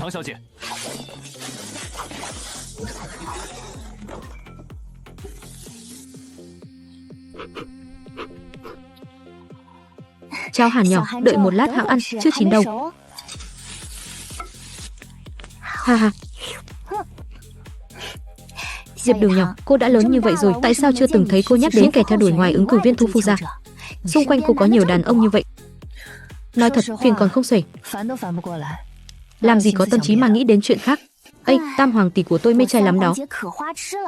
Ưu liệt nhà cô có vẻ không an toàn lắm đâu. Lần trước Ưu liệt nhận huân chương, mặc đồng phục thiếu tướng lên đài. Tam hoàng tỷ của tôi ngồi hàng ghế đầu nhìn chằm chằm không chớp mắt luôn. Cũng may mẫu hoàng ngồi bên cạnh háng giọng một cái, trừng mắt ép chị ấy lùi lại. Hơn nữa, đại tỷ của tôi thì bị gia tộc của Thú Phu dắt mũi đi, nhị tỷ thì toàn cưới mấy đội quân phá rỡ quen biết qua đánh lộn, tam tỷ thì vung tiền để người ta chịu gả vào cửa, tư hoàng nữ lạc toái xa thì ngược đãi Thú Phu nhà mình. Ây, chỉ còn lại mỗi tôi là cô đơn lẻ bóng. Kết thù ấn rồi, vận mệnh tương liên. Cô tấn công Thú Phu, bọn họ sẽ không thể phản kháng. Nếu muốn giải trừ, chỉ có thê chủ chủ động giải trừ, hoặc thê chủ tự nhiên tử vong. Nếu thê chủ đột tử do tai nạn, Thú Phu cũng sẽ chết theo. Do đó, rất nhiều giống đực thà chịu đựng sự tra tấn khi tinh thần lực không đồng ý lấy vợ, và sai là hỏng cả một đời. Thảo nào Tề Huyền ế hơn 500 năm mà vẫn không dám gả. Thảo nào cha của Hàn Châu dám đưa ra mức sính lễ cao ngất ngưởng 500 triệu. Không phải là bán con trai đâu, mà ông ấy biết rằng một khi kết ấn là sẽ bị trói buộc đến chết. Tăng lương rồi, nữ hoàng có thể xử lý anh ta sao? Gửi tin nhắn cho Lục Vũ, thông báo đêm nay tôi ngủ lại trang viên, Hàn Châu đi cùng, sẽ không trở về nhà tù.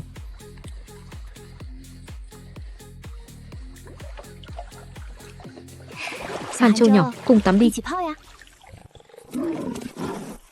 Họ mèo sợ nước, quả nhiên đã được khắc sâu vào trong gen.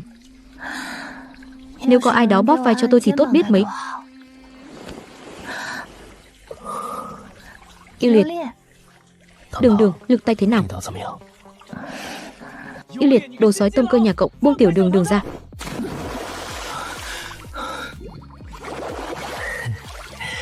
Tiểu Đường, giao long tộc chúng tôi trời sinh thân nhiệt thấp. Massage chắc chắn thoải mái hơn cậu ta nhiều. Ngài tránh xa Tiểu Đường Đường ra một chút. Lại đây mà, lại đây nào Hà.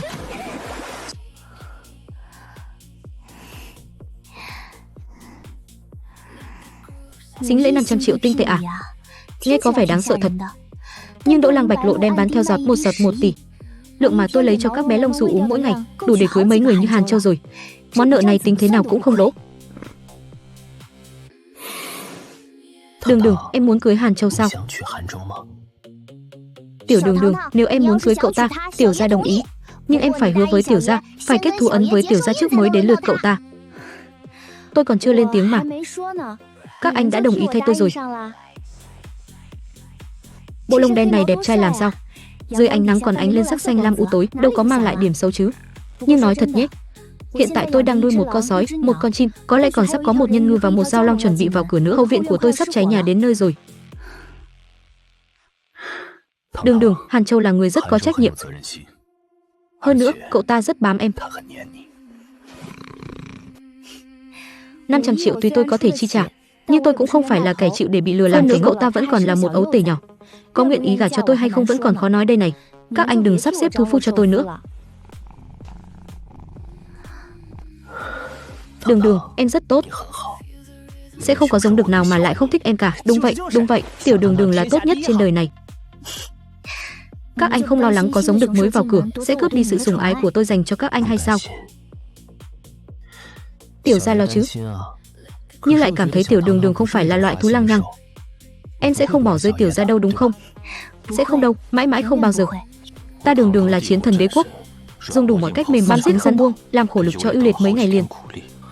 Đuổi theo chỉ hàng gọi vô số tiếng anh trai, mới khiến hai tên nhóc đó buông lòng miệng. Kết quả là con mèo đen nhỏ kia chẳng làm cái gì cả, nằm phịch lên giường, chớp chớp đôi mắt. Là bọn họ gật đầu đồng ý luôn, dựa vào cái gì chứ? Các người nói xem, bổn chiến thần có chỗ nào đen nhỏ đó chứ? Nó còn chẳng biết nói chuyện, bổn chiến thần ít ra còn biết nói. Nó thì đen xì xì, còn bộ vảy này của bổn chiến thần có thể phát sáng đấy. Cô nói xem có đúng không? Rõ ràng chính miệng Tiểu Đường từng nói vảy của ta rất đẹp mà. Khi tắm rửa kỳ cọ cho ta, con vuốt từ đầu đến đuôi một chiếc vảy đều được khen mấy lần. Bây giờ lại chê ta lớn tuổi. Nhưng trong hải tộc ta đang ở độ tuổi trắng niên mà. Hơn 500 tuổi thì có khác gì thú nhân trên cạn 30-40 tuổi đâu. Gia tài của ta khổng lồ như vậy, sức chiến đấu lại cao cường, còn quản cả ưu hằng, làm anh trai cho hai đứa nhóc đó. Bọn họ sao lại không có lương tâm như vậy chứ? Hơn nữa, con mèo đen nhỏ đó dựa vào cái gì mà đến sau lại vươn lên trước? Của hồi môn của bổn chiến thần còn đắt giá gấp vạn lần xính lễ của con mèo đen nhỏ đó.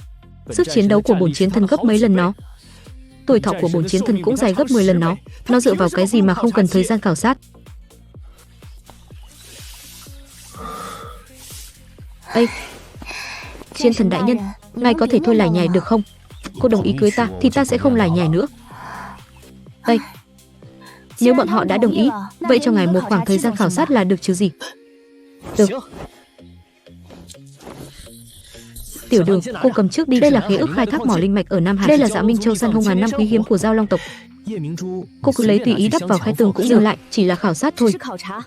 Đừng có ý đồ hối lộ giám khảo. Tiểu Đường, ta nói cho cô biết, thú nhân hải tộc cách tính tuổi hoàn toàn khác với thú nhân trên cạn. Mặc dù nghe thì có vẻ ta đã sống hơn 500 năm, nhưng tính theo cách của thú nhân trên cạn, ta cũng chỉ chạc tuổi con chim lông đỏ kia thôi. Hải tộc 300 năm mới trưởng thành. Ta hơn 100 tuổi đã đi canh giữ Nam Hải, tương đương với 10 mấy tuổi của thú nhân trên cạn.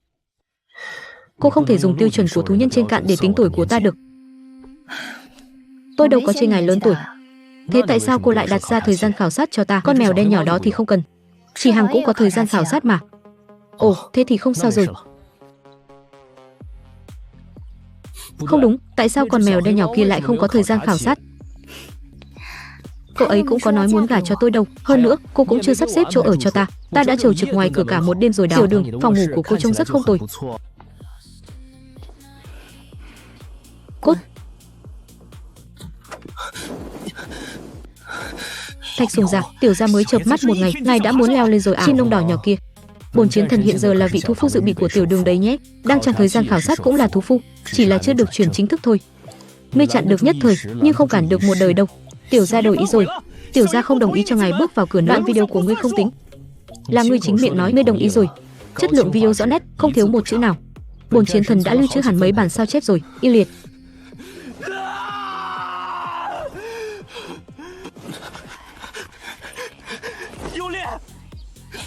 Cậu biết ngày ấy có quay video, tại sao không nhắc Tiểu ra một tiếng? Ai bảo cậu không chịu được sức ép chứ?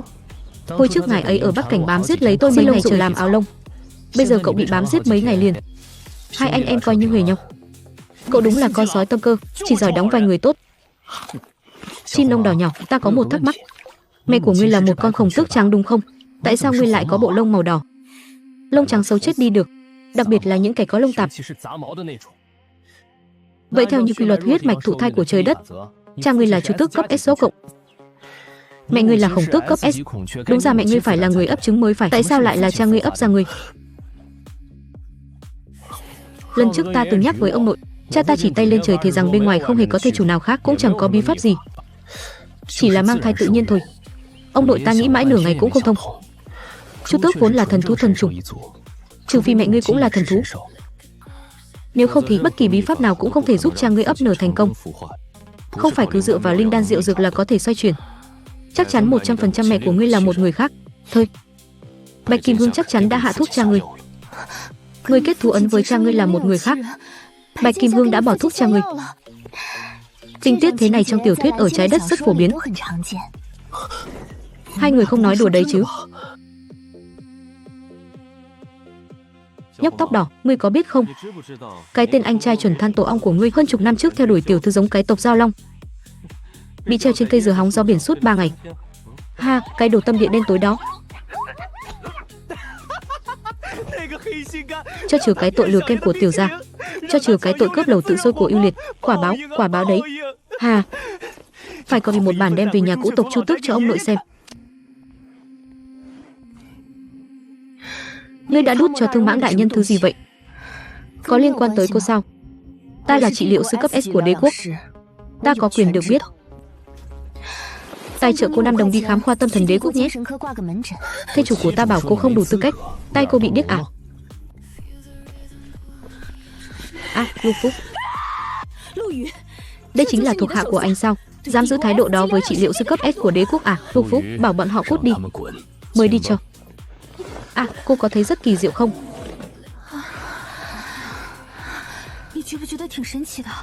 Tiểu thư giống cái đó hoàn toàn không bị ảnh hưởng bởi uy áp của Tham mưu đại nhân, thậm chí mắt cũng chẳng thèm chớp lấy một cái. Không có chút dao động tinh thần lực nào, vậy mà hoàn toàn miễn nhiễm uy áp cấp SS. Không chừng lại là cấp SS trong truyền thuyết, tinh thần lực cấp 4 thì chỉ có cấp SS mới làm được. Vết thương không thể vãn hồi của Chỉ Hằng đã được cô ấy chữa khỏi. Nhiều giống được cấp cao sụp đổ đều đã hồi phục hoàn toàn. Cỏ mèo cũng do cô ấy tạo ra. Tất cả ngậm miệng lại cho ta. Nếu cô ta mang tinh thần lực cấp SS thì có chịu làm bảo mẫu ở cái nhà tù rách nát đó không? Phái người đi điều tra. Nếu là giống cái của gia tộc họ Doãn, chúng ta không đắc tội nổi đâu. Có nói lá cỏ mèo có thể do giống cái đó tạo ra sao? Tin đồn dỉ tay vẫn chưa được xác thực. Nếu là sự thật, con bắt buộc phải kết giao với cô ta, lấy được nguồn cung ứng cỏ mèo độc quyền từ tay cô ta. Diệp gia có thể mượn ngọn gió đông này mà bước lên tầm cao mới. Hiện tại tướng sĩ tiền tuyến đều dựa vào viện nghiên cứu phân phát, số lượng cực kỳ ít ỏi. Nếu Diệp gia nắm giữ được kênh phân phối này, điều kiện liên hôn sẽ không do giống được quyết định nữa, mà là do chúng ta quyết định. Con biết rồi, thưa mẹ. Thầy ơi, giống cái ở nhà tù số 0.000 như thuộc gia tộc nào vậy? Cơ mật đế quốc không phải thứ con có thể dò hỏi đâu. Cô ấy là người của gia tộc họ Doãn sao? Con cứ coi là vậy đi. Báo cáo, Diệp Đường không có đăng ký hộ tịch, gia tộc không có hồ sơ công dân hoàn chỉnh, chỉ do Lục Vũ trực tiếp tuyển dụng. Toàn bộ hồ sơ lương thưởng đều bị mã hóa, hoàn toàn không có cách nào tra cứu. Trước khi điều tra rõ ràng, hãy án binh bất động, tuyệt đối không được chọc vào cô ta. Nhiều lần mượn cớ đi tuần tra, do điều tra dữ liệu để tới nhà tù số đều bị Lục Vũ ngăn cản. Từ đầu chí cuối vẫn không gặp được Diệp Đường.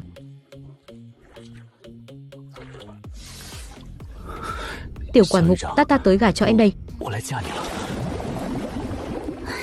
Anh cứ ra đây đã, nói cho rõ ràng xem nào. Em đã sờ đuôi cá của ta, trên người ta đã vương mùi của em rồi, ta không còn trong sạch nữa, giống cái khác sẽ không cần ta nữa. Em chịu trách nhiệm với ta là điều hiển nhiên. Tôi chỉ sợ anh có một cái thôi mà. Ngày nào anh chẳng ngâm mình trong nước, có ngâm thì cũng trôi hết rồi, được không hả? Em mà không cưới ta sẽ trở thành nhân ngư không ai thèm lấy mất. Tôi cưới là được chứ gì. Em không tình nguyện, ta cũng không miễn cưỡng đâu. Chết tiệt, lại bị nắm thóp rồi. Đám giống đực này vì muốn gả đi đúng là chiêu gì cũng dám xài mà. Tề Huyền bảo không cưới hắn thì sẽ ra cổng thành lăn lộn ăn vạ, Chỉ Hằng bảo sẽ chết cho tôi xem. Giờ Thương Mãng ngay cả câu không trong sạch nữa cũng thốt ra được. Sao rồi, tiêu đời rồi, sao mình lại đồng ý thế cơ chứ? Tên nhân như đó vừa rơi nước mắt là não mình chập mạch luôn. Yêu Liệt và Chỉ Hằng vẫn chưa biết chuyện này đâu. Rõ ràng mình đã hứa với họ, không có sự đồng ý của họ thì sẽ không cưới thêm thu phu mới. Lần này hay rồi, tiên trảm hậu tấu, về biết ăn nói sao đây? Ha. Không được, nếu mà họ biết, chắc chắn sẽ nổi giận. Trời ơi, Mỹ sắp làm hại đời người mà. Giờ thì hay rồi, mình thành cha nữ mất rồi.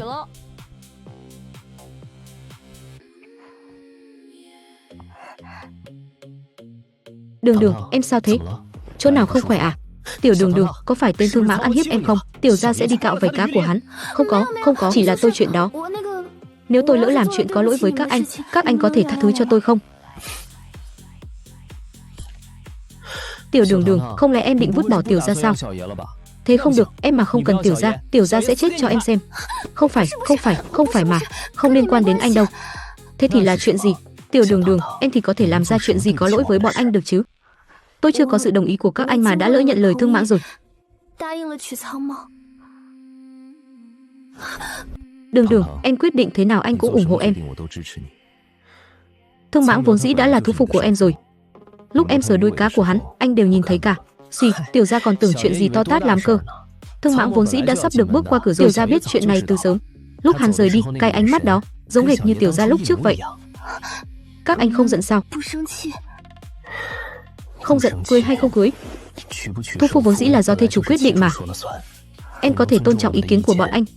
Đã là sự thiên vị độc nhất vô nhị rồi. Chỉ có điều, Tiểu Đường em phải đồng ý với Tiểu gia trước một chuyện, dù có thế nào cũng không được vứt bỏ Tiểu gia.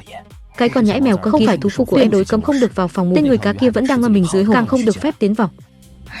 Anh tính toán cũng rành rọt quá nhỉ? Chứ sao, Tiểu gia vốn là Chu Tước có kế hoạch nhất mà.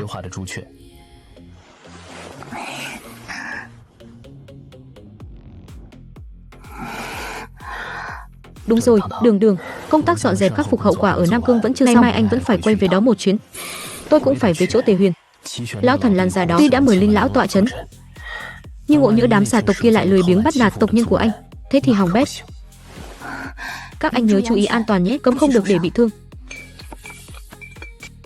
Bị thương thì phải dùng Đỗ Lâm Bạch Lộ. Đừng có tiết kiệm mấy thứ này, vật tư trong không gian giới chỉ đủ cho các anh xài nửa tháng đấy. Tiểu Đường, Tiểu gia nhớ lúc đầu em rất ham tiền cơ mà.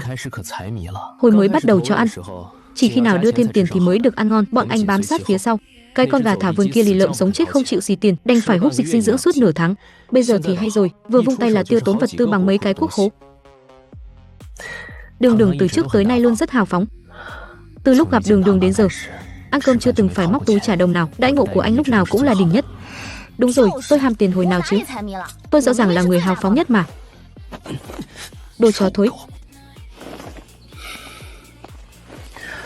Hàn Châu, lúc bọn ta đi vắng, ngươi phải bảo vệ Tiểu Đường cho tốt, biết chưa?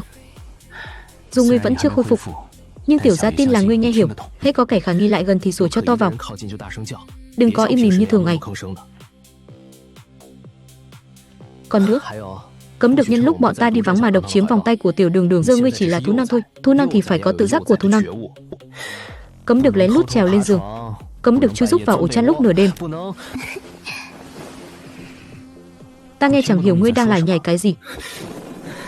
Lũ quái vật lông dục các ngươi giật một đám tâm cơ. Tề Huyền, cái lão già đó làm nũng, ít ra em cũng phải cản lại chứ. Còn con báo đen này nữa, từ đầu chí cuối em chưa từng quát hắn một tiếng nào.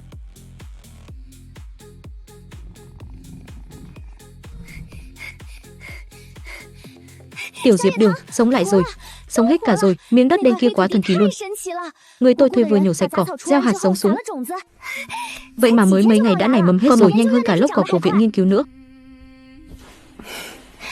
Chị bớt kích động đi, lại đây ăn cơm đã. Tiểu Diệp Đường, tôi yêu cô chết mất à?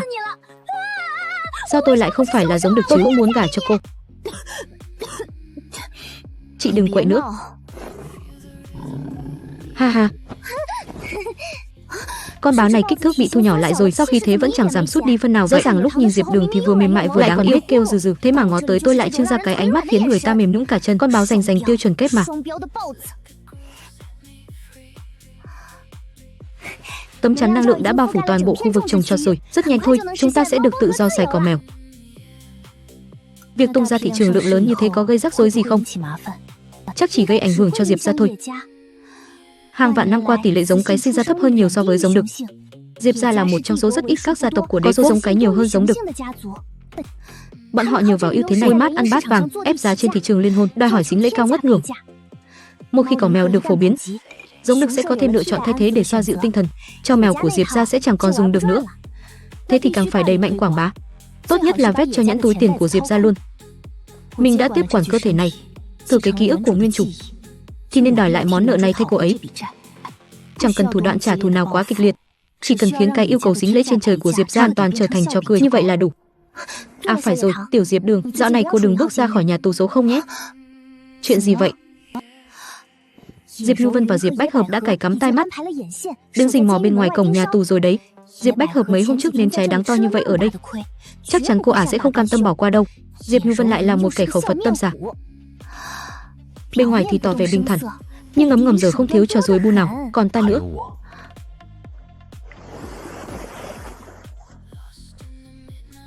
Tiểu quản mục, em đã đồng ý cưới ta rồi mà. Bảo vệ thê chủ là đạo lý hiển nhiên. Đây là danh sách sính lễ của ta. Kho báu của hoàng tộc Hải Viên ta đã kiểm kê qua hết rồi. Vẫn còn một vài món kỳ vật do mà ta để lại kê ở đằng sau.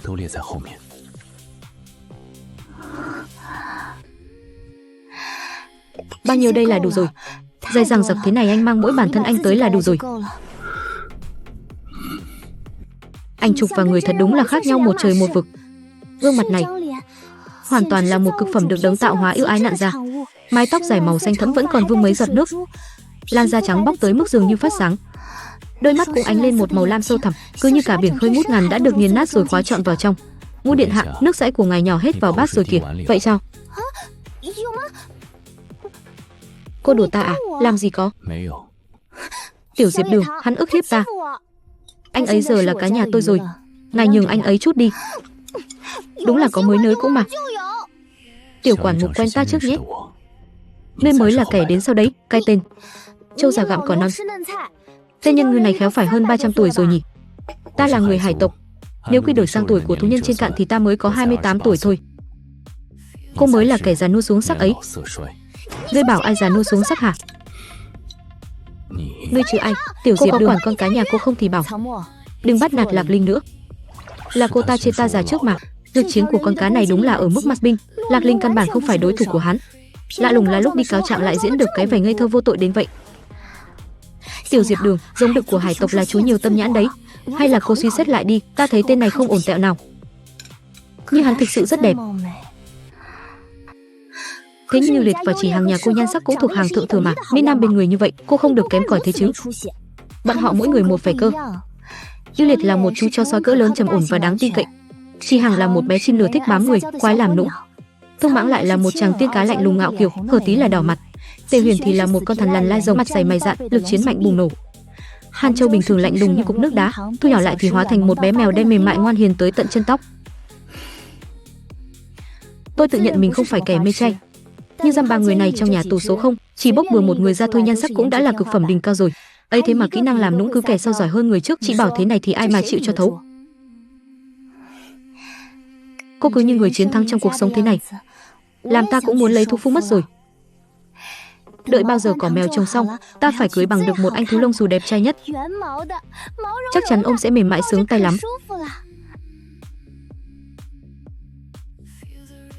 Chị thấy Hàn Châu thế nào? Ha, cỏi đi. Khoan bàn tới chuyện nhà hắn đòi 5 tỷ sính lễ. Đội cái nết của con báo này, vừa nãy ta mới toàn giơ tay sờ một cái mà ánh mắt của hắn đã chừng cho ta suýt lên cơn đau tim rồi. Nếu ta mà rước hắn về nhà, ngày nào cũng phải đối diện với khuôn mặt đưa đám chẳng sống sót nổi qua giai đoạn tân băng mất. Tiểu Diệp Đường, ta chợt có một ý tưởng cực kỳ táo bạo. Bảo bệ hạ tuyên bố Hàn Châu đã đòi ném cho nhà hắn 5 triệu tiền trợ cấp là như thế hắn cũng có thể ly khai khỏi gia tộc, tự do tự tại sống rồi. Không phải sao? Chị làm cho gì vậy? Ta đi báo với mẫu hoàng mà. Ít ra chị cũng phải tôn trọng ý kiến của người trong cuộc chút chứ. Lỡ Hàn Châu không muốn thoát ly gia tộc thì sao? Dù gì đó cũng là gia đình của anh ấy mà. Hàn Châu, ngươi có muốn thoát khỏi cái gia tộc quỷ hút máu đó không? Chỉ cần ngươi gật đầu một cái, lập tức đi báo với mẫu hoàng.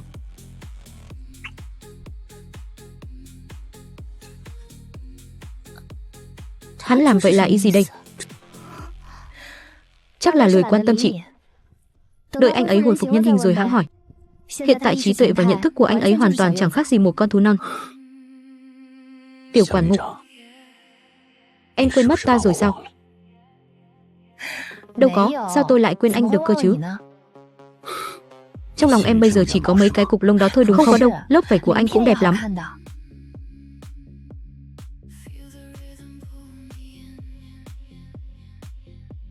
Tôi không phải chỉ thích mấy người lông xù.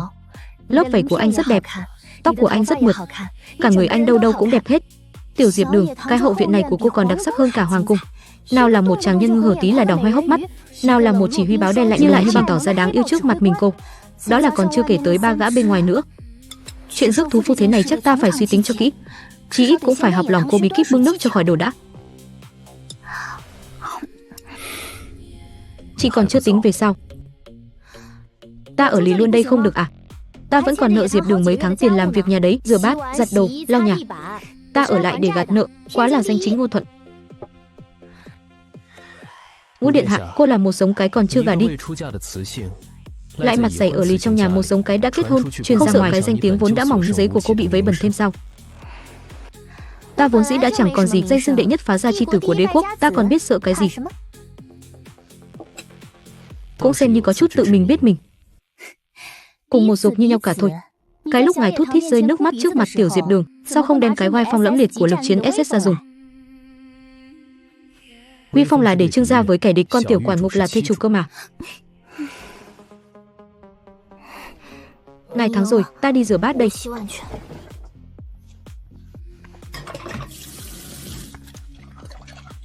Tiểu quản ngục, cô ta đi rồi. Giờ em có thể chỉ chú tâm tới ta được chưa?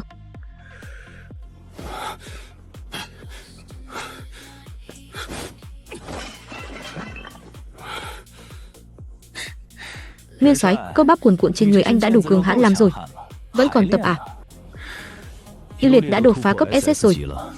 Ta thân là nguyên soái sao có thể tụt hậu được? Đột phá cấp SS thì liên quan quái gì đến việc luyện cơ bắp chứ? Nguyên soái, để tôi nói cho ngài nghe. Tiểu giống cái sẽ không thích thú được đâu. Giống cái tộc hổ chỉ thích thú được cơ bắp thôi. Em dâu tôi có phải là tộc hổ đâu.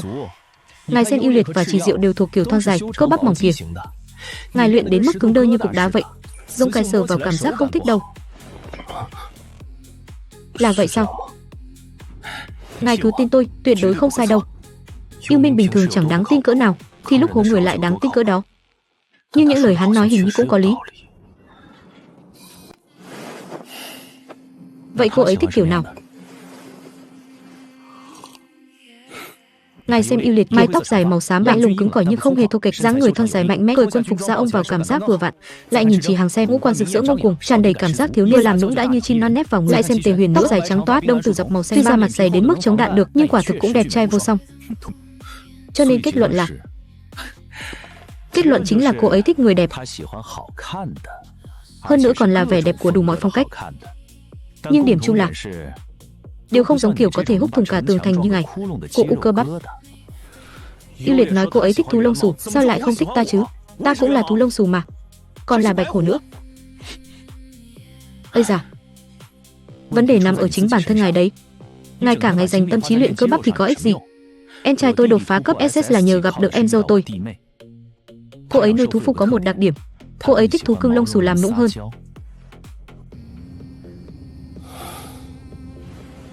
Có lý. Ngài thử nghĩ xem, ngài là bạch hổ, cục bông trong số các cục bông, lại còn là thú non màu trắng nữa. Hình thái chính là một chú hổ trắng nhỏ, cứ như một quả cầu tuyết vậy. Ngài cứ biến thành thú non rồi nằm úp trước mặt cô ấy, chớp chớp đôi mắt, nghiêng đầu một cái, đảm bảo cô ấy sẽ bế thốc lên vào xù lông ngay. Mình quá, trời ơi, lựa lông này chắc chắn là không thể cưỡng lại được. Thế thì sao rồi? Không được, ta không làm được. Bảo ta ra chiến trường đối mặt với bầy thú cuồng bạo, ta không chớp mắt lấy một cái, nhưng bắt ta biến thành thú non làm nũng. Còn khó hơn cả đơn thương độc mã đánh 10 con quái thú cấp lãnh chúa. Nguyên soái à, thể diện thì đáng giá mấy đồng chứ? Ngài nhìn Tề Huyền xem, chiến thần đế quốc hơn 500 tuổi rồi. Hắn còn dám tìm em trai tôi xin lông dụng để làm áo lông thú cơ mà. Ngài thì có gì mà không buông bỏ được chứ? Tề Huyền là Tề Huyền, ta là ta. Thế ngài có muốn lấy vợ không? Muốn chứ? Lỡ như có ngày em dâu tôi bảo đủ rồi, không cưới nữa, chẳng phải ngài triệt để mất cơ hội sao? Vậy thì thử xem sao. Không đúng, sao ngươi lại giúp ta nhiệt tình thế? Nguyên soái à, tôi là nể tình anh em bao năm qua thôi.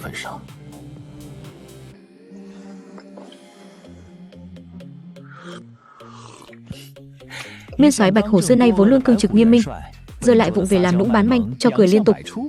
Phân cảnh kinh điển ngàn năm có một thế này. Chỉ nghĩ thôi cũng thấy kiếp này không còn gì hối tiếc rồi.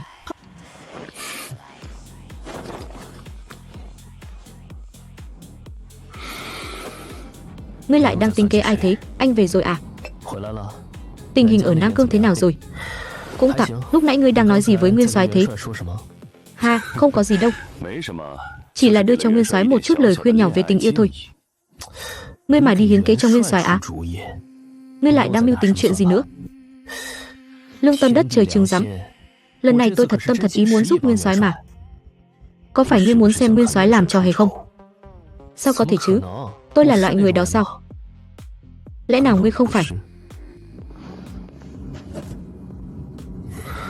Đúng rồi, gió biển có mùi vị gì thế? Ngươi có ý gì? Thuần túy là tò mò thôi. Tề Huyền kể ngươi bị treo trên cây dược, hóng gió biển dòng dã suốt 3 ngày trời. Tôi chỉ đang nghĩ, không biết gió biển có mang mùi vỏ dừa không nhỉ? Không phải đâu, không có chuyện đó. Thật sao? Nhưng trong video vẫn còn mà. Video còn cực kỳ sắc nét nữa cơ. Ngươi câm miệng ngay cho ta. Anh yêu liệt, anh đến rồi à?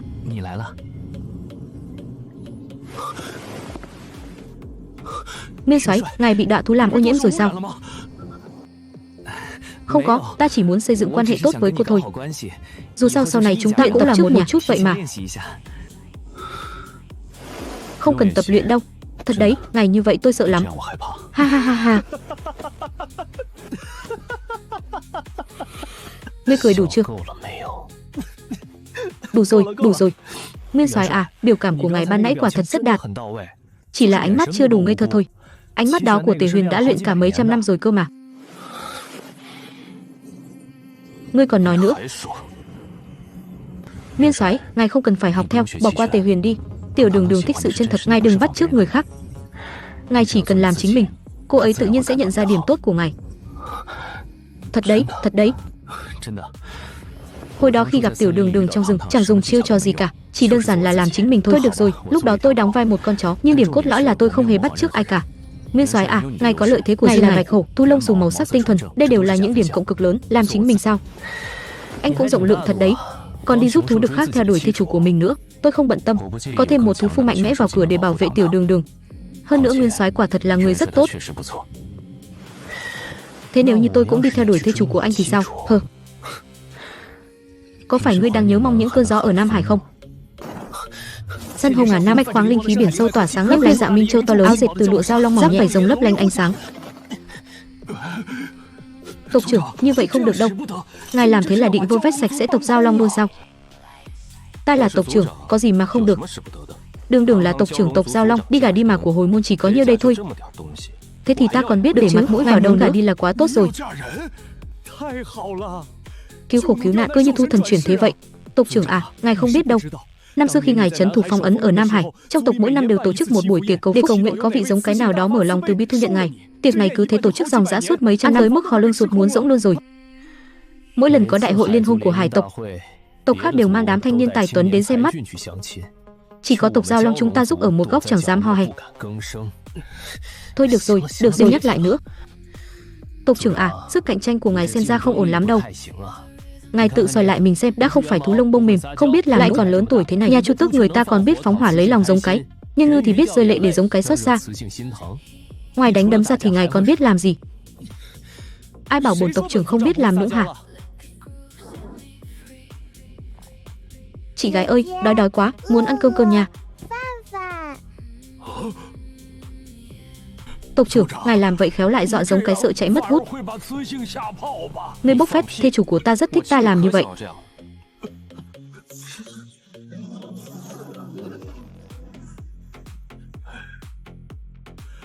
Người anh em của đã hơn 400 năm rồi. Rốt cuộc chúng ta cũng gả được ngài ấy đi rồi. Đêm nay mở tiệc, không say không về. Ha, Tiểu Đường. Ta về rồi đây. Muội xem ta mang gì về cho muội này.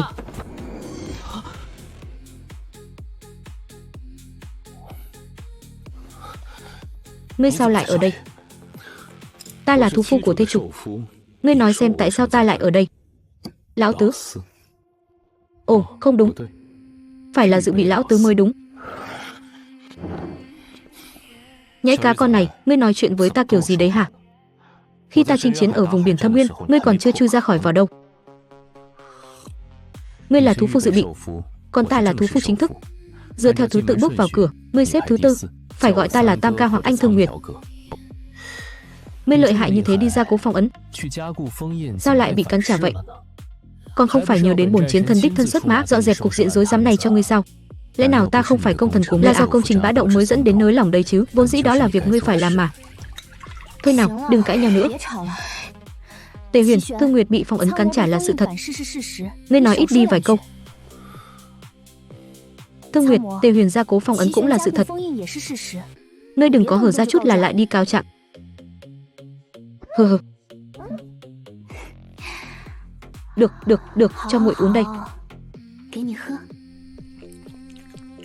Khi ta giả vờ làm thú non, cô ấy cũng từng cho ta uống sữa thú. Bây giờ vị trí đó lại bị con báo lông đen này chiếm mất rồi. Ta còn chưa kịp hưởng thụ đãi ngộ được thê chủ đích thân đút cơm cho.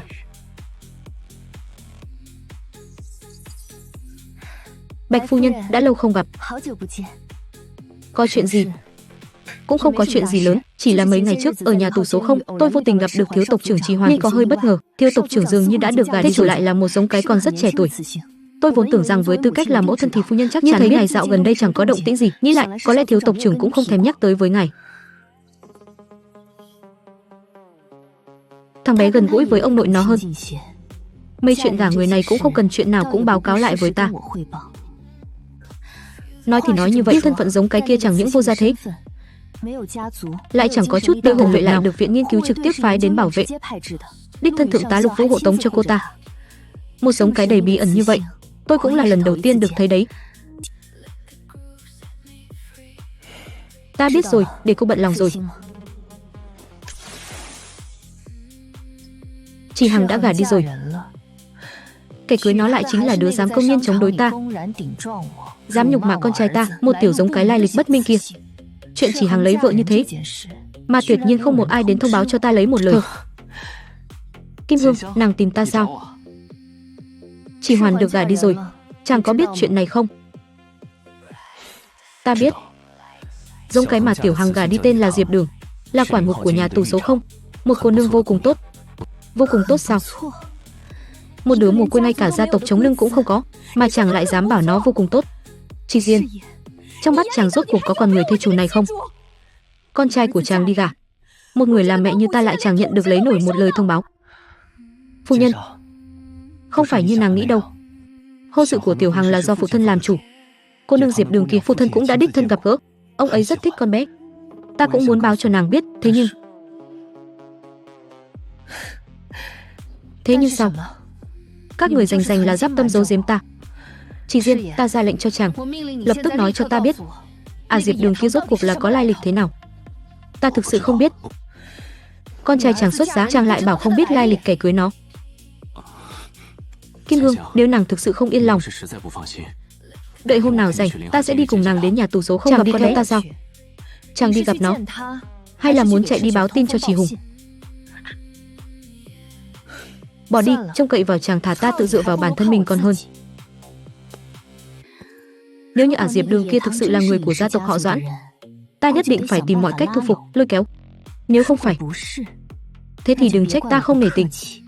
Dù thế nào đi chăng nữa, ta cũng phải đích thân đến đó tận mắt chứng kiến.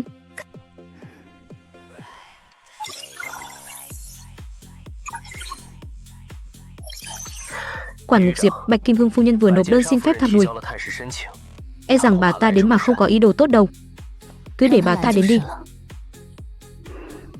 Vừa hay ta cũng có cơ hội giải mã bí ẩn về thân thế của tiểu hòa điều nhà ta. Kể từ lúc gặp qua con gà Bạch Ngọc kia, Tề Huyền đều nói, trừ phi mẹ ruột của Trì Hằng cũng là thần thú, nếu không chẳng có loại bí thuật nào có thể giúp Trì Diên ở thành công con non Chu Tước cả. Lục Vũ, anh cứ mạnh dạn mở cổng cho vào. Có bổn chiến thần ở đây, con gà lông trắng đó chẳng đụng được tới dù chỉ là một cọng lông của thê chủ ta.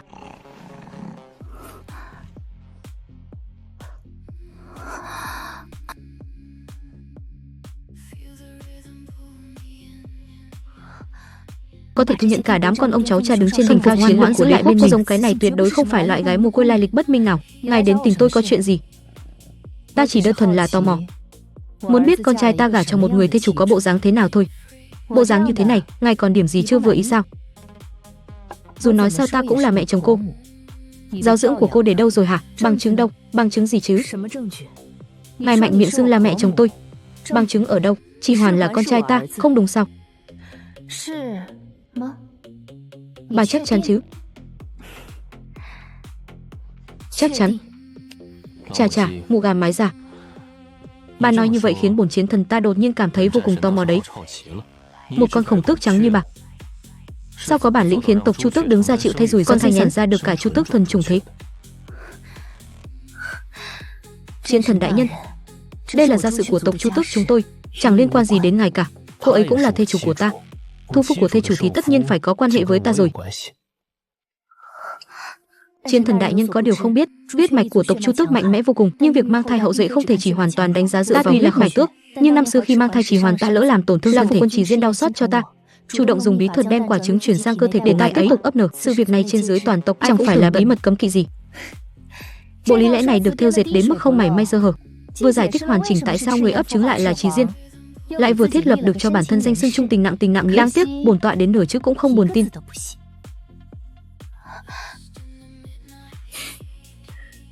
Mang thai hộ bằng bí thuật nếu thực sự có thể xoay chuyển huyết mạch, đảo ngược luật lệ đất trời về việc kẻ yếu thế phải mang thai, thì toàn bộ giống đực trên cái đế quốc này đã chen chúc nhau học lỏm từ lâu rồi. Làm gì đến lượt con gà mái già này ở đây huyên hoang kể chuyện chứ?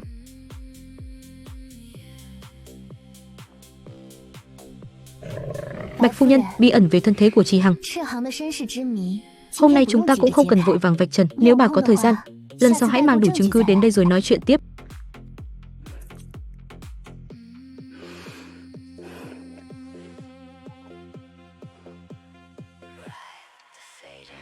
Hôm nay mạo muội quấy rầy, cáo từ, để hôm khác lại đến bái phòng. Người đàn bà này tuyệt đối không hề đơn giản. Thân thế của Trì Hoàn còn phức tạp hơn nhiều so với những gì chúng ta vẫn nghĩ. Tuy nhiên, sớm muộn gì cũng sẽ bị bóc trần thôi. Hãy nhớ kỹ, có chúng ta ở đây, kẻ nào cũng đừng hòng đụng được đến muội một sợi lông cọng tóc.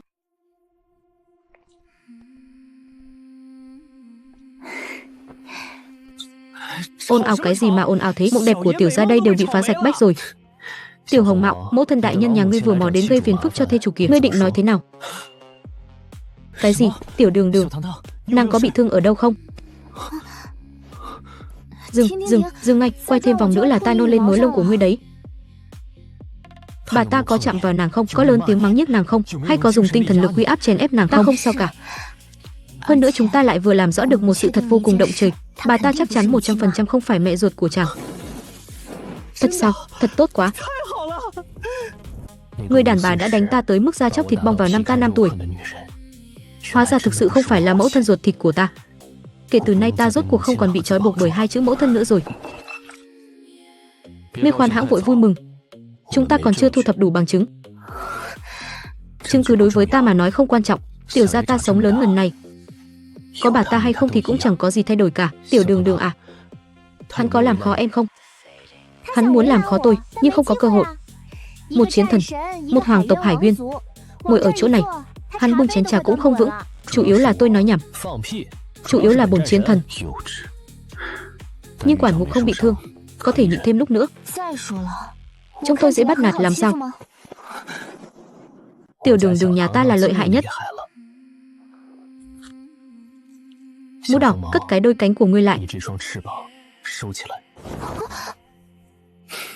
Ngươi ghen tị tiểu gia. Bổn chiến thần mà thèm ghen tị. Tiểu gia có cánh có lông vũ, có thể bọc kín mít Tiểu Đường Đường. Tề Huyền chỉ có vẻ lạnh ngắt.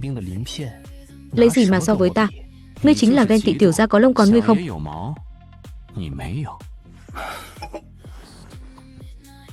Bọn họ ngày nào cũng vậy, hôm nay coi như còn kiềm chế.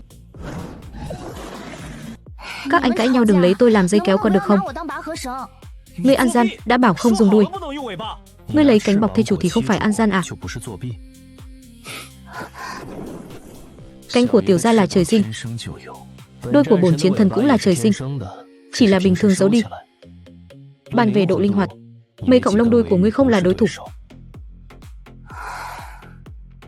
Cứu mạng, tôi giống như xuất công một cổ áo lông thú vậy. Các người qua kỳ khảo sát chưa? Tôi gọi thê chủ đi.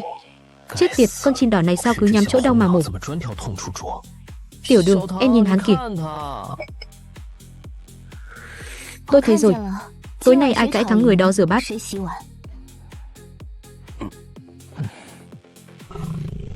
Tôi giám sát, tôi có thể bấm giờ. Diệp Đường, Diệp Đường. Đế Đông mang họ Diệp chỉ có Hồ Ly năm đuôi Diệp Bách Hợp dám giả vừa không quen hắn. Phu nhân về tộc Chu Tước sao? Đón Diệp Bách Hợp trước. Bạch phu nhân, sao ngài đột nhiên? Diệp Bách Hợp, giống cái nhỏ mà cô nói. Rõ ràng là người nhà họ Diệp. Cô đang chơi đùa tôi à? Người nhà họ Diệp chúng ta.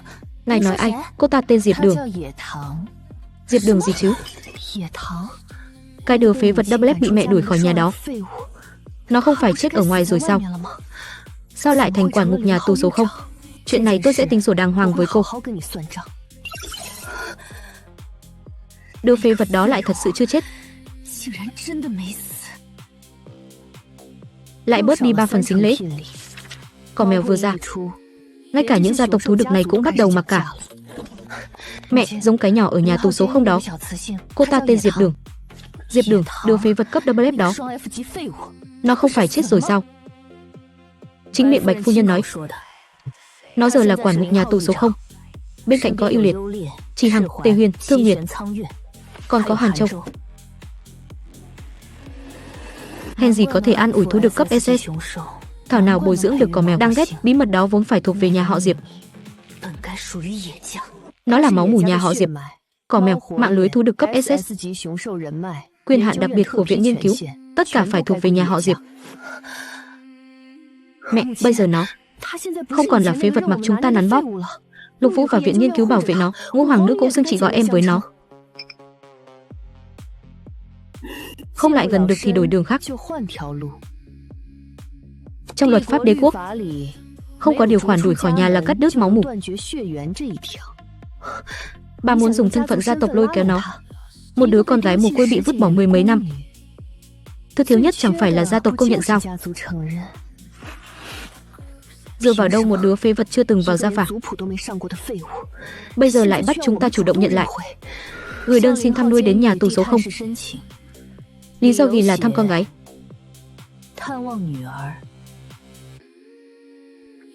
Thượng tá, gia chủ họ Diệp xin thăm quản ngục Diệp.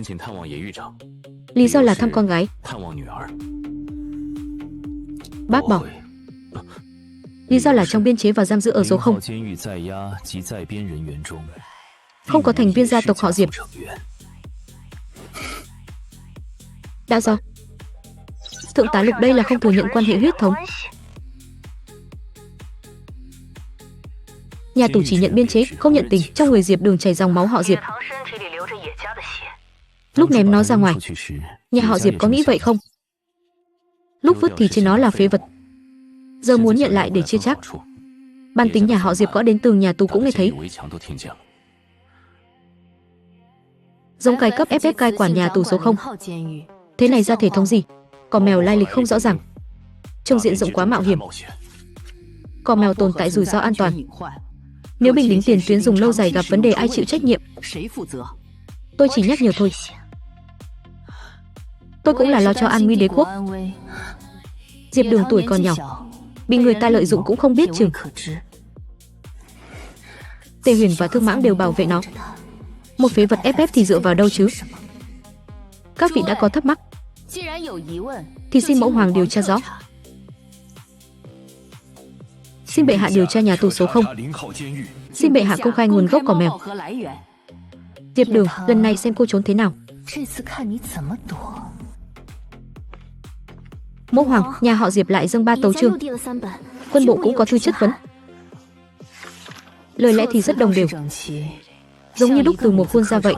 Họ căn bản không phải lo cho đế quốc, là muốn cướp hộp cỏ mèo của chị Diệp Đường.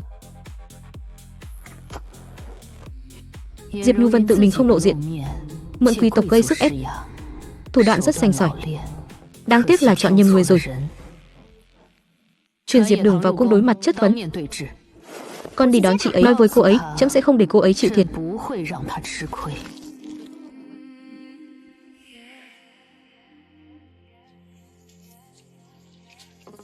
Mèo đen nhỏ, đừng quét nữa. Hành sắp bị anh quét cho tự kỷ rồi, nó cản đường.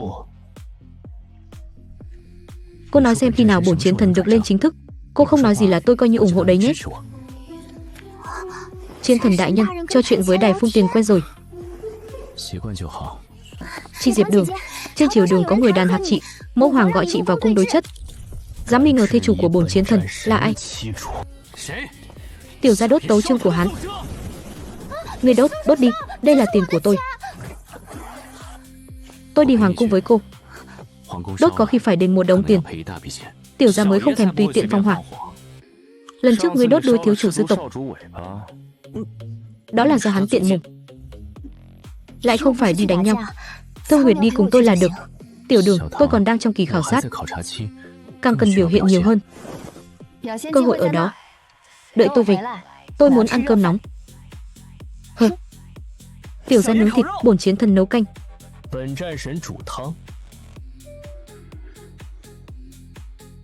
Tôi giải độc, tôi sẽ bảo vệ tốt cho cô. Vậy thì đi thôi. Hải hoàng tử, ngài ấy thật sự dám đến.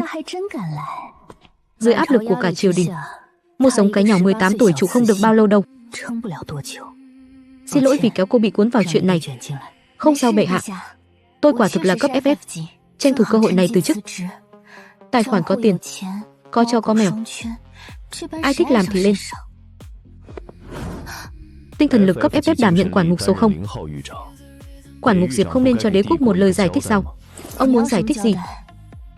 Lai lịch cỏ mèo, phương pháp chữa trị đều nên công khai. Nói hay lắm, ép nó công khai. Nhà họ Diệp mới có cơ hội lấy được phương pháp bồi dưỡng. Liên quan đích gì tới ông, thật không có giáo dưỡng. Liên quan chó gì đến ông, tôi vốn dĩ không cha không mẹ. Gia tộc các người có phải ký hợp đồng đào tạo gì với nhà họ Diệp không? Kho từ mắng chửi cũng không thèm cập nhật à? Làm càn. Ai làm càn? Người tôi nâng niu trong lòng bàn tay. Các người cũng xứng chỉ thẳng vào mũi mắng chửi sao? Thê chủ của ta mà các ngươi cũng dám nghi ngờ à? Ngươi nói hay lắm. Quản ngục cho ngươi à? Diệp Đường, cô nghĩ cho kỹ. Nghĩ kỹ rồi. Ông giỏi thì ông lên đi. Cái công việc rách này tôi không làm nữa. Chuyện này không hợp quy củ. Lúc nãy không phải giỏi lắm sao? Quản lý nhà tù số 0, công khai cỏ mèo giải cứu đế quốc. Tới đây, sân khấu nhường cho ông. Không được. Cỏ mèo là vật tư chiến lược viện nghiên cứu ủy quyền gieo trồng. Nguồn gốc rõ ràng, thành phần rõ ràng, dữ liệu lâm sàng đầy đủ. Gia chủ họ Diệp có dị nghị với kết quả đánh giá của viện nghiên cứu? Không có. Nhưng tôi thật sự không muốn làm nữa. Nhà tù số 0 giờ chẳng có ai. Tôi muốn về nhà dưỡng lão. Không được cũng phải được. Tôi suốt ngày nhìn nhà tù trống hoác, chẳng thà đi la lâm trồng trọt. Được, chấm chuẩn tấu. Diệp Đường dỡ bỏ chức quản mục số 0. Từ nay nhậm chức cố vấn đặc cấp Bộ Nông nghiệp, phụ trách đánh giá quảng bá cỏ mèo. Lương tháng 20 vạn tinh tệ. Bao nhiêu? 20 vạn. Lợi nhuận cỏ mèo Diệp Đường 2 phần, hoàng thất 8 phần. Lương 20 vạn lại còn có chia hoa hồng. Này mà là từ chức à? Này là đổi trạm tăng lương, bước lên đỉnh cao cuộc đời. Còn ai cảm thấy cô ấy không xứng? Xem ra không ai muốn làm quản ngục. Vậy tôi cứ giữ lấy làm kỷ niệm vậy. Nó càng vẻ vang, càng chứng tỏ đồ trong tay nó đáng lẽ phải thuộc về nhà họ Diệp. Tiểu Đường Đường sao chưa về nhỉ? Các người nói xem em ấy thích hơi cháy hay mềm một chút. Ngoài cháy trong mềm. Như lần trước anh nướng thành than đấy. Không liên quan đến ta, đó là lửa quá nhiệt tình. Tóc đỏ, mèo đen nhỏ, có muốn làm một vố lớn không? Xả giận cho Tiểu Đường Đường, danh sách đây. Kẻ tham gia đàn hạc không tha một ai.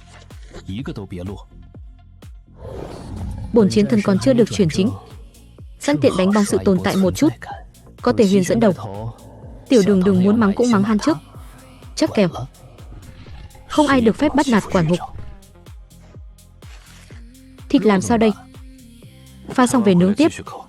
Lúc đàn hạc Tiểu Đường không phải viết giỏi lắm sao? Giờ cũng viết đi. Tự phá nhà nguy hiểm. Cứu mạng với chiến thần đại nhân. Phá nhà rồi, mau ra đây, cho các người bắt nạt Tiểu Đường Đường. Hôm nay Tiểu gia chỉ phá nhà, không nướng người, đừng ép Tiểu gia gắp thức ăn. Chim đỏ nhỏ, khống chế hỏa lực cho chuẩn. Đừng tạo thêm việc hậu mãi cho bổn chiến thần. Người bên trái đã rút, có thể phá. Đội trưởng, chúng ta không xông lên sao? Lên gì mà lên, đó là chiến thần. Thiếu tộc trưởng tộc Chu Tước, chỉ huy trưởng Hàn Châu. Vậy chúng ta ghi chép cái gì? Ghi chép thời tiết dị thường. Khu vực cục bộ nổi gió mưa lại còn bốc cháy.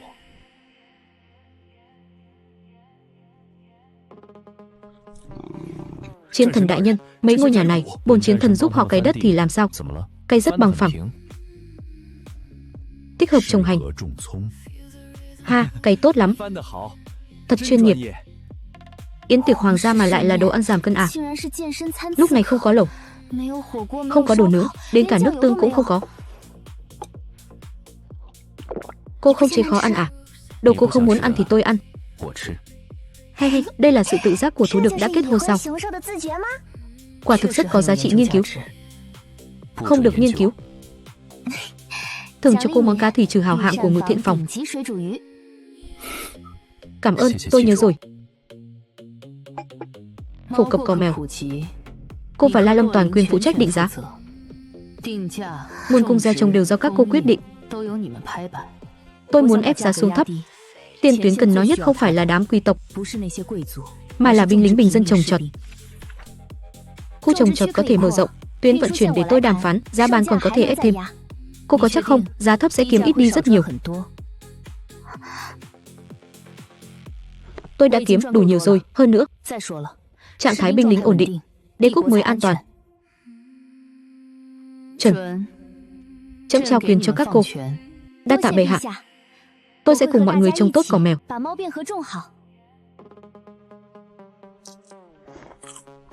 Không đúng, hình như thiếu thứ gì đó. Tiêu gì chứ? Tôi đốt sạch sẽ lắm mà. Danh sách.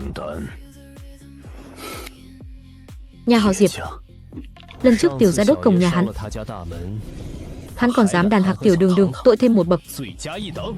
Chủ mưu đi trả hàng tận nơi.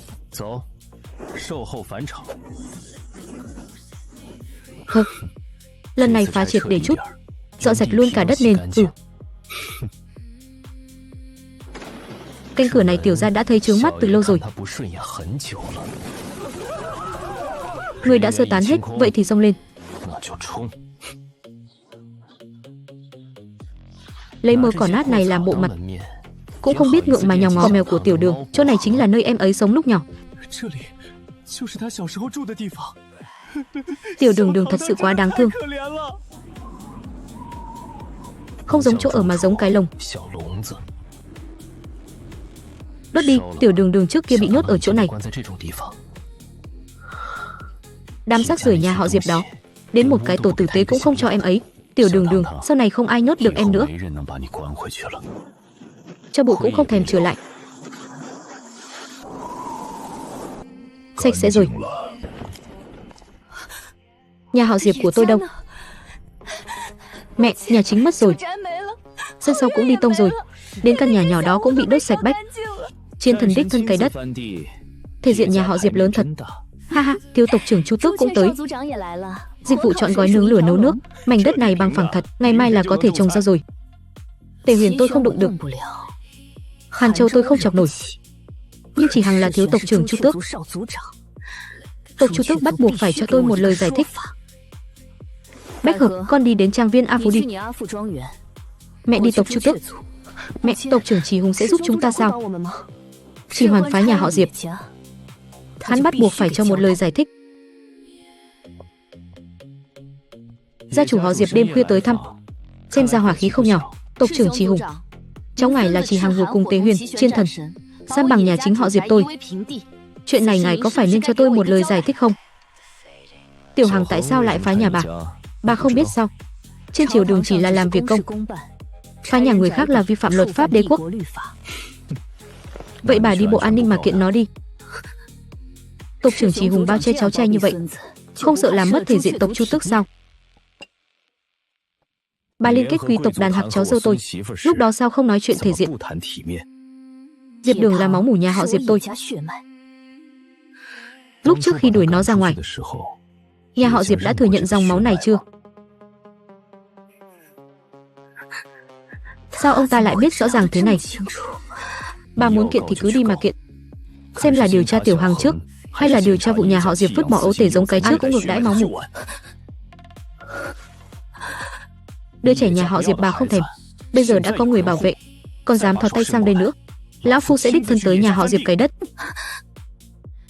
Xin lỗi Chỉ tộc trưởng, là tôi đường đột.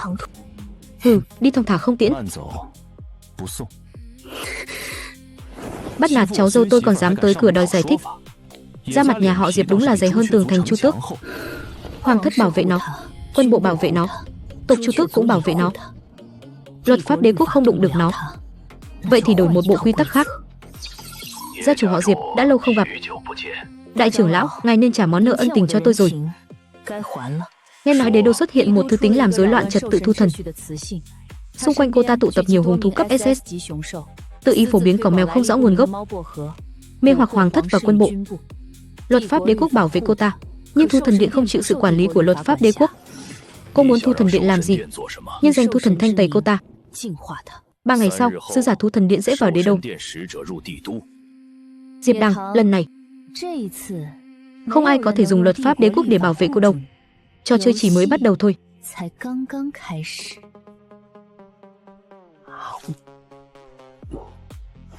Đường Đường có giận không nhỉ? Có giận thì cũng mắng cậu trước. Lửa của cậu nổi bật nhất mà. Rõ ràng là cậu khơi mào.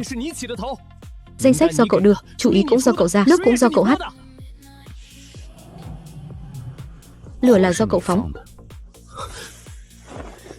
Cậu còn nói mát mẻ cái gì, do thổi à?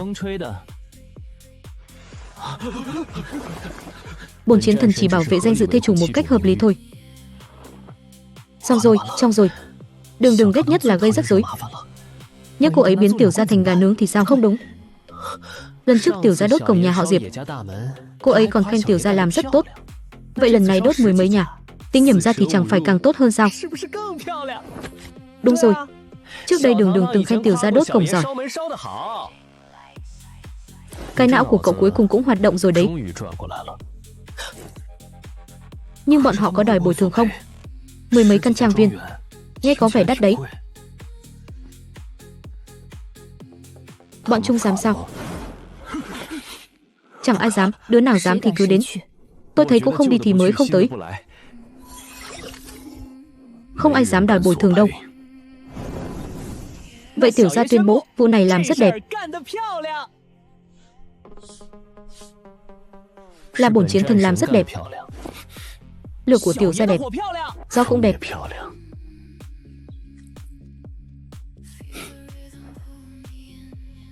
Khu quý tộc đế đô, đêm qua xảy ra vụ sập trang viên quy mô lớn. Tổng cộng 13 trang viên liên quan, chuẩn bị bồi thường đi. Việc này có phải do 3 người họ làm không? Lửa, nước, gió. Chứng cứ quá đầy đủ. Đường Đường là do con thằn lằn già đó. Hắn nói muốn làm con chim đông đảo bay ra đầu tiên. Tôi chỉ đi ngang qua thôi. Đi ngang qua mà cắt đứt cổ trụ như thái khoai tây trên à? Do khá nhiệt tình đấy chứ. Ha, làm đẹp lắm. Thật sao? Thật sao? Lúc bắt nạt tôi, kẻ nào kẻ nấy to mồm hơn cả loa phát thanh. Giờ trang viên mất rồi mới biết im lặng. Rất tốt, Đường Đường à, cô thấy tôi biểu hiện tốt thế này. Chuyện tôi vào cửa. Anh lại đến nữa rồi, nếu chị thích hình dáng nhóc tỳ của em cũng có thể giả vờ mãi. Mỗi ngày thu nhỏ lại cho chị ôm. Chị bảo em sang Đông, em tuyệt đối không sang Tây. Chị bảo em uống sữa, em tuyệt đối không ăn thịt. Chị ơi Tống Ngã Thôi thôi, cứ nghĩ đến Giao Long già hơn 500 tuổi. Ép giọng gọi chị ơi. Đói đói, ăn cơm, da gà của tôi rất đủ lấp đầy cả trang viên. Vậy việc vào cửa. Chuyển nhà trước đã. Chuyển đi đâu? Đảo san hô Nam Hải. Lãnh địa của tộc Giao Long, hai khu suối nước nóng ngoại ô phía Tây. Tôi nói cho cô nghe, vay xưa phát sáng ở Nam Hải đẹp lắm. Dừng lại. Tôi đã xin nghỉ việc ở nhà tù số 0 rồi. Bây giờ chính thức chuyển đến trang viên ngoại ô phía Tây. Diệp Đường, tiểu gia chuyển. Giao cho bổn chiến thần. Tôi cũng đi. Xe đã chuẩn bị xong. Được, toàn viên chuyển nhà. Thấy chưa, đây gọi là hiệu suất. Khoai khoang gống. Tiểu gia một lần chuyển được 3 chuyến. Hơ. Cậu chuyển toàn là quần áo. Bổn chiến thần chuyển toàn là đồ nội thất. Quần áo là đồ lót. Đồ nội thất của ông có thơm bằng Đường Đường không? Cãi nhau nữa thì các người đừng cái bình hoa này đấy.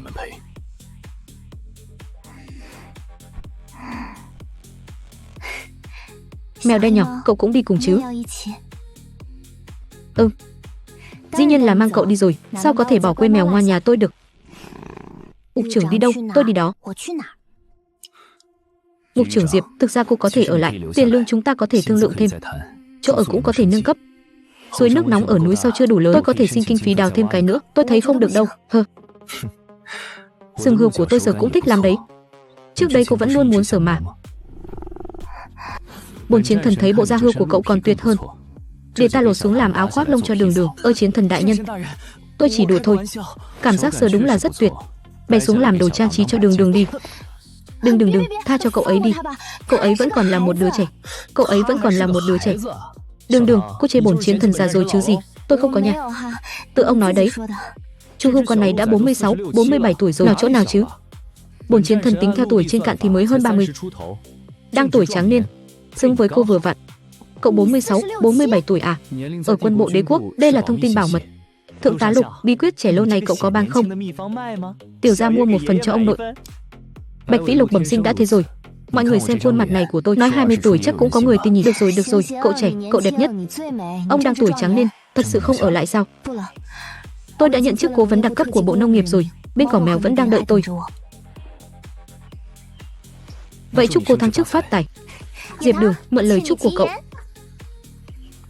Phòng này tiện cho tiểu gia bay ra ngoài tắm. Nơi này thích hợp ngăn đuôi. Yên tĩnh, có thể phơi nắng cũng có thể ngắm sân. Ông đi đâu ngủ?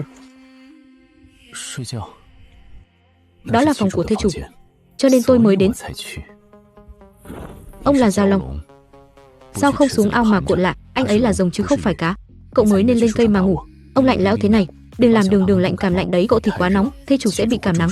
Nhiệt độ cơ thể của bổn chiến thần vừa đúng. Các người cứ từ từ mà cãi. Tôi ngủ trước. Da mặt ông làm bằng tường thành à? Tường thành chưa chắc đã dày bằng ông ta. Đây gọi là chiến thuật. Cục cưng, cô kéo bên trái, tiểu gia kéo đuôi, 2 đánh 1. Không có tinh thần thượng nói đạo lý võ thuật với mấy người đúng là kẻ ngốc. Thê chủ còn chưa vào cửa mà ông đã lên giường trước. Có tinh thần võ đạo ồn ào quá. Đợi ngục trưởng về, tất cả bọn họ sẽ bị đuổi ra ngoài. Khu vực này rào riêng ra làm hàng cao cấp. Chuyên gia phụ trách dòng cao cấp. Dòng cao cấp định giá bao nhiêu thì hợp lý? 5 triệu một cây đi. 5 triệu á? Chẳng phải đám quý tộc trên cỏ mèo bình dân không đủ cao quý sao? Vậy thì cho bọn chúng cao quý một chút, tên gọi là bản giới hạn tôn vinh đế đô. Tiếng bản tính của cô, mẫu hoàng của tôi ở hoàng cung cũng nghe thấy đấy. Binh lính bình dân đi theo dòng cứu mạng giá rẻ, quý tộc đi theo dòng giá trị cảm xúc giá cao. Hai bên đều hài lòng. Quý tộc sẽ mua sao? Chắc chắn mua. Thể diện bọn chúng muốn. Bà đây đã cho mốt có hội đấu giá trí tôn. A Phu nhờ tôi rủ cô cùng đến hội đỗ lăng bạch lộ làm vật phẩm đấu giá. Thế tôi phải đi xem thử rồi. Xem sữa thú này của tôi rốt cuộc bán được bao nhiêu tiền. Đừng gọi là sữa thú nữa. Cô gọi một tiếng là tôi thấy quốc khố đế quốc đang khóc ròng. Mấy người có kế hoạch sửa sang gì cho phòng tôi à? Đường, cô nghe tôi giải thích. Là con thằn lằn già kia nằm lên trước. Tôi chỉ bảo vệ trật tự phòng của thê chủ thôi. Tất cả cút ra ngoài cho tôi. Rõ ràng là tôi sắp thắng rồi. Nói thêm một câu nữa, tối nay xem ai ngủ ngoài sân. Tôi không tham gia. Vẫn là mèo đen nhỏ nhà chúng ta hiểu chuyện nhất. Mèo mèo.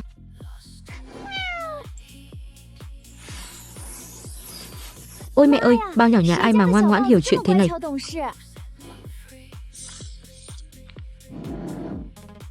Dọn dẹp xong sẽ thưởng cho cậu. Ngọt, ngục trưởng thích. Tôi cũng thích, đáng yêu quá. Hàn Châu bé nhỏ, cậu chính là bé mèo đình nhất. Hồi trước ở nhà tù số 0 cậu cũng ngoan thế này thì tốt. Đúng là cứng miệng. Rõ ràng là muốn ôm mà cứ thích làm giá. Bây giờ cũng có thể ôm. Hi, ôm sướng thật. Vật phẩm đấu giá cuối cùng của hôm nay, một giọt đỗ lăng bạch lộ, giá khởi điểm 1 tỷ. Bao nhiêu? 1 tỷ một giọt. Sữa thú tôi thường mang đi cho mèo, cho chim, cho dao long ăn giọt mà khởi điểm 1 tỷ sao? Thứ mà bọn họ uống sạch mỗi ngày không phải là sữa tài chính của đế quốc. Đường, cô sao vậy? Hey, không có gì. Tôi chỉ đột nhiên nhận ra tiêu chuẩn ăn uống nhà tôi hơi lố quá rồi. Đường nhỏ, nhìn bên kia kìa. Đó là tam tỷ của tôi. Lạc Phi cũng chẳng ra sao cả. Hình như cũng vậy. Hàng so với hàng thì phải so với người thì phải chết của tiểu gia. Là phiên bản giới hạn của đế đô. Theo bổn chiến thần là bản tuyệt chủng thời thượng cổ, rất bình thường. Vật phẩm đầu tiên, Nguyệt Tùy Ngọc Trì. Giá khởi điểm 100.000, 200.000. 200.000 lần 1, 200.000 lần 2, 200.000 lần 3, chốt giá.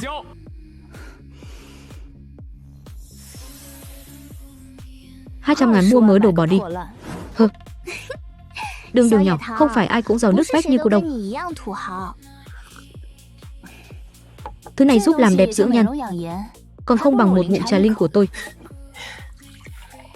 Đường cứ uống trà linh đi. Đường, lát nữa cô nhìn chúng cái gì cứ tự nhiên ra giá.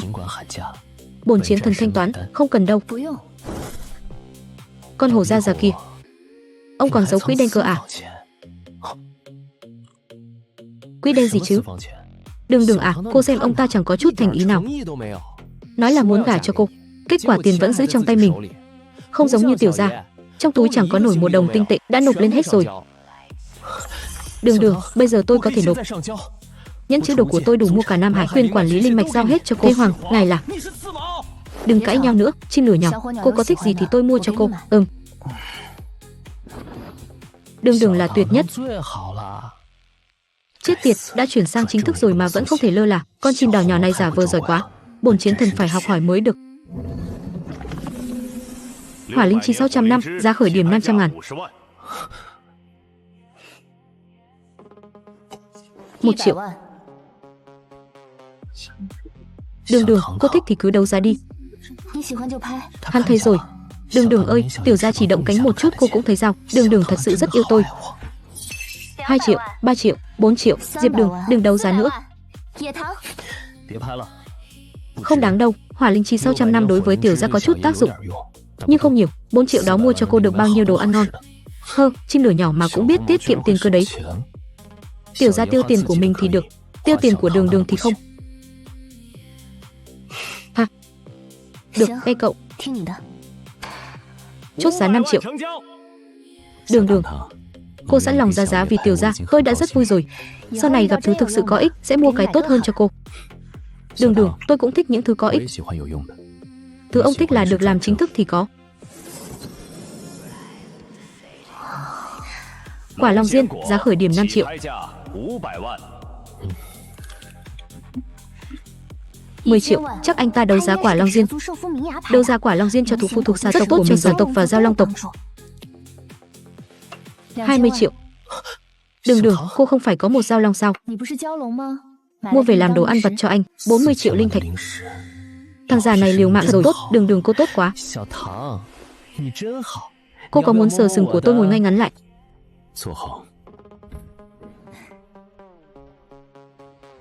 Cô Vấn Diệp, có thể nhường quả long diên, nhưng quả long diên cho tôi không? Của tôi thuộc xà tộc. Quả long diên là linh quả cùng nguồn gốc với anh ấy, hiệu quả hấp thụ là tốt nhất. Thuộc phu của tôi là giao long, hình như càng cần hơn một chút. Cô ấy nói gì?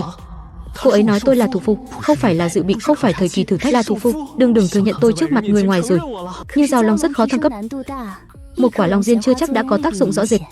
Thế thì mua thêm vài quả nữa thôi. Dù sao tôi cũng không nhường, cô ấy bảo không nhường. Nghe không hiểu sao, mời về cho. 40 triệu lần 3, chốt giá. Chúc mừng phòng ban số 7. Đường, vừa rồi cô nói tôi là thủ phụ của cô. Tôi có danh phận rồi. Tôi qua thời kỳ thử thách rồi, tôi không thừa nhận hồi nào. Vậy là hắn vượt qua kỳ thử thách rồi sao? Vượt qua rồi, xét cho cùng thì cũng đã đốt 10 mấy trang viên của người ta mà. Đường, bổn chiến thần sau này nhất định sẽ biểu hiện thật tốt. Chặt tay Nam Hải, tôi giết, rắc rối đế đô, tôi đã dám bắt nạt cô, tôi trực tiếp cày nát móng nhà nó 3 lần. Ông đừng kích động quá. Tôi chỉ không muốn Lạc Phi làm kẻ ngốc bị đồn đại thôi. Cô ấy quan tâm tôi, cô ấy thừa nhận tôi, cô ấy còn mua quả long diên cho tôi. Ta chỉ chọn nghe những lời muốn nghe.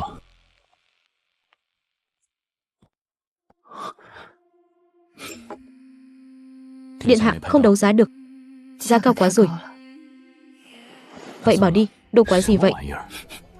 Dựa vào thư tính để kiếm tài nguyên, xin không được còn tỏ thái độ. Bại hoại của giới hung thú. Nếu là bổn chiến thần, thà kẹt lại ở cấp bậc cũ chứ không để thế chủ phải cúi đầu cầu xin người khác. Hai người hôm nay có vẻ giống hung thú bình thường rồi đấy. Chúng tôi lúc nào cũng rất bình thường mà, ha.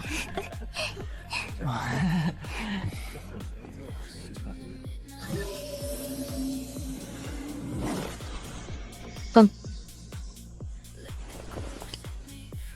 Vật phẩm đấu giá thứ 12, thanh mục tùy. Giá khởi điểm 20 triệu. Thanh mục tùy có thể nâng cao tinh thần lực thư tính. Giá bách hợp tối nay chính là nhắm vào nó. 25 triệu. 30 triệu. Ha. Đường, cô muốn à? Không muốn, tôi thích cố ý nâng giá để chọc tức người ta. Cắt đứt nguồn lực, chọc tức. Thông minh. Cô ta đáng đời. 50 triệu, 80 triệu, ha. Hết hứng đấu với mấy người rồi, 100 triệu. 200 triệu, ha. Cô thật sự không muốn à? Không muốn mà cô còn hô 200 triệu. Cô ta muốn, vậy thì tôi phải làm cô ta nghẹn họng một chút. Nhớ kỹ, vui là được. 250 triệu. Bỏ đi, 250 triệu lần 1. 250 triệu lần 2. 250 triệu lần 3. Chốt giá 250 triệu. Trang viên đã thế chấp. Gia tài cũng đổ hết vào rồi. Nhưng chỉ cần tôi đột phá lên cấp SO cộng. Diệp Đường, cô đợi đấy. Đã quá. Đường vui. Tiểu gia cũng vui. Thê chủ vui. Bổn chiến thần càng vui hơn. Mấy người là dịch vụ mà dài đi kèm của hội đấu giá à? Vật phẩm đấu giá cuối cùng kỳ này, một giọt vô tích thị Đỗ Lăng Bạch Lộ. Giá khởi điểm là 10 tỷ.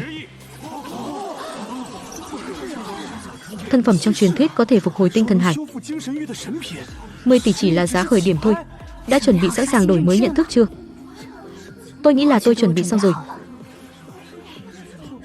10 tỷ, 80 tỷ, 120 tỷ, 120 tỷ. Thứ bình thường tôi cho họ tu cả chay. Bây giờ tính theo giọt bán được hơn 100 tỷ. Vậy trước đó chỉ hàng uống một ngụm không phải sữa, mà là một tiểu công quốc. Tiểu Đường, sao sắc mặt công nghiêm trọng thế? Tôi đang kiểm điểm bản thân, kiểm điểm chuyện gì? Kiểm điểm bản thân trước đây quá nghèo, dẫn đến bây giờ không hiểu được giá trị đồng tiền nữa. 200 tỷ. 200 tỷ lần 1, 200 tỷ lần 2, 200 tỷ lần 3, chốt đơn, 200 tỷ một giọt. Tiểu Đường, sau này cô còn cho họ uống một bình đồ một bình không? Cho chứ, cô cấp không giới hạn luôn. Dù sao tôi cũng có đầy. Đột phá gia chi tử, cô đúng là phá gia chi tử. Tiểu Đường đối với chúng ta thật tốt. Tiểu Đường là tốt nhất. Thế chủ cho, tôi đều sẽ uống hết. Tôi không đổ đi đâu.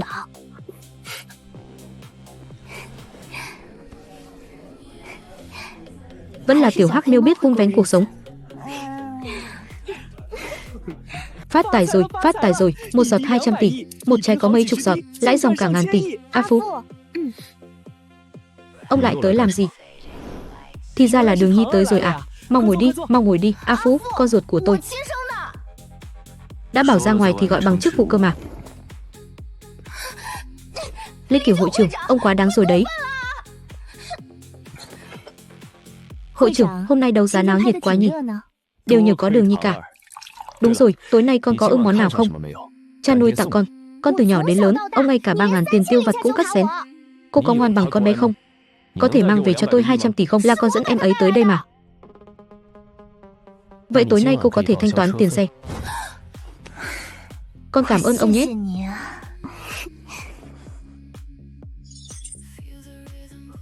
Long tiên quả là cô đấu giá à? Cho Tề Huyền. Sao con không nói trước với ta? Đường Nhi cần long tiên quả, cứ trực tiếp lấy từ kho. Tốn tiền làm gì cơ chứ? Con làm sao biết em ấy lại đột nhiên muốn mua chứ? Tiểu Đường mua cho tôi đấy. Biết rồi, cậu có thể đừng lặp lại nữa được không? Từ phòng ban niệm tới tận văn phòng, miệng cậu không thấy mỏi à? Chiến thần ta đây đã được chuyển chính thức rồi. Trẻ trâu, hi hi, anh ghen tị chứ gì? Tôi có dấu tay này. Ha ha. Đả kích chuẩn xác 3 người các người luôn. Có thể giữ cho Lê hội trưởng chút thể diện của sàn đấu giá không? Không sao, náo nhiệt chút càng tốt. Còn hơn đứa con gái bất hiếu của tôi. Tối nay con sẽ bỏ nhà ra đi. Tới trang viên của tôi đi, bao ăn luôn. Không được. Không được à? Tôi nói đùa thôi mà. Tiểu Đường đã đấu giá long tiên quả cho tôi. Cậu nói lần thứ 18 rồi đấy. Tiểu Đường còn thừa nhận tôi là thú phụ nữa. Lần thứ 20 rồi. Tiểu Đường, tối nay tôi có thể. Không thể, tôi còn chưa nói xong mà. Đôi mắt của cậu đã nói hết rồi. Nhớ kỹ đấy. Cô mua long tiên quả cho cậu ta. Biết rồi, lát nữa sẽ bù quà cho anh. Tôi sẽ đợi. Vậy còn Tiểu gia thì sao? Cũng có luôn. Thế tôi thì sao? Anh đương nhiên cũng có. Nhà các người đây không phải là thu phu nữa. Đây là hiện trường tranh sủng quy mô lớn.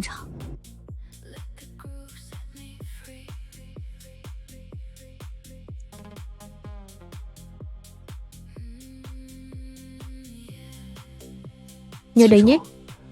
Tối nay tôi có thể ngủ cùng cô không? Không được. Tôi rất ngoan, không làm ồn đâu. Ngoan cũng không được. Đúng thế. Gần đây thời gian Tiểu Đường ở bên Tiểu gia ít đi hẳn. Chiến thần ta đây vừa được chuyển chính cũng cần phải củng cố tình cảm nữa. Tôi nhớ cô lại dùng chiêu này à? Lông tròn đúng là tâm cơ. Anh ta không phải lông tròn, là lông đen. Có hiệu quả là được. Tối nay tôi tự ngủ một mình. Ai còn ồn ào nữa. Ngày mai đi trồng cỏ mèo quanh sông hết cho tôi. Tiểu gia có thể trồng loại cao cấp. Một cây 5 triệu. Trồng chết một cây đền một cây. Ngủ ngon nhé, Tiểu Đường. Ngủ ngon nhé, Tiểu Đường. À.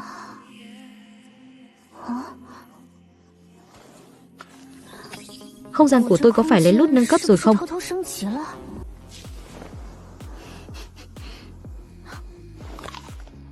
Không ngon lắm. Như là quả của cây thần thú cổ đại. Niết bàn quả có thể giúp người dùng phản tổ huyết mạch.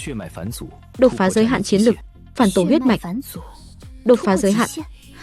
Tôi, một phế vật cấp double S ngay cả thú tính cũng ăn vào chẳng khác gì gặm quả đào không vị. Như thứ này đối với giống đực chắc chắn rất mạnh. Phải tìm một con chuột bạch da dày thịt béo, máu trâu không dễ tèo mới được. À. Chọn anh ta thôi, lão giao long hơn 500 tuổi chắc chắn chịu đòn tốt.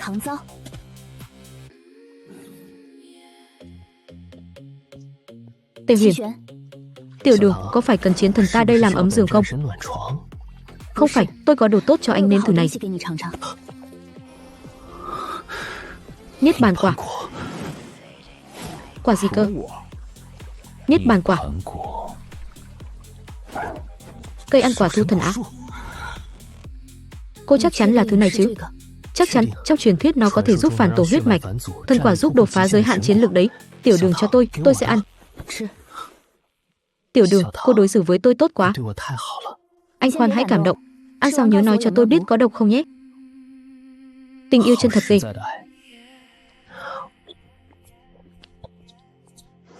Ngoan không? Không có vị gì cả. Vậy sao anh chưa có phản ứng gì hết?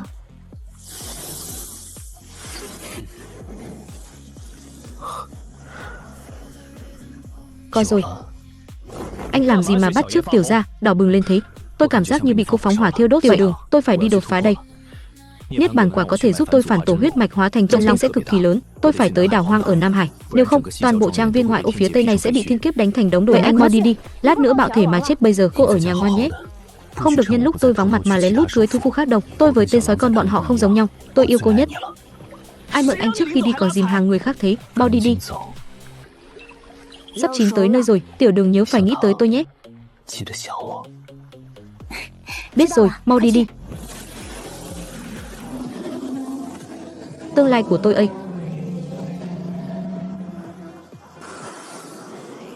Anh ta thực sự đi đột phá cấp SSS rồi à? Hình như là vậy. Cho nên Long Tiên quả giá 40 triệu bị anh ta ném xuống đất rồi. Tự nhiên thấy anh ta hơi phá của. Lão giàu Long kia thực sự ăn niết bàn quả đi đột phá cấp SSS rồi.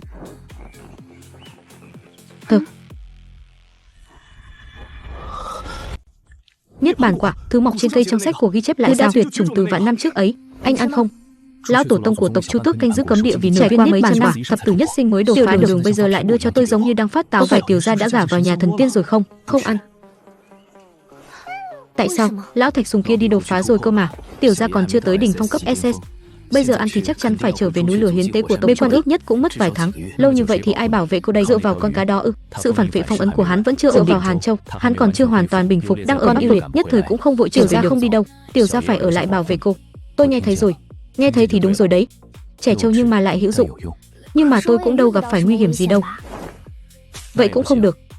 Hôm qua Gia Gia đã nói rồi, Hồ ly hoang đó chắc chắn sẽ còn tới tìm rắc rối. Tiểu Gia đã hứa rồi, ông nội cũng đã hứa với chính mình, sau này không một ai có thể bắt nạt cô nữa.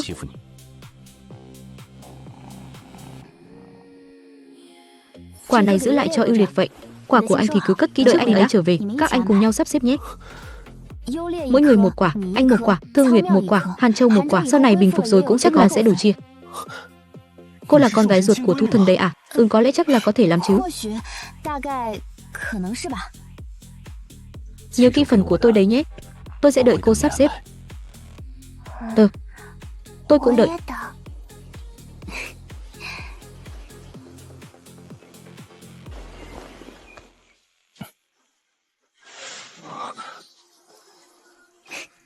Yêu ta.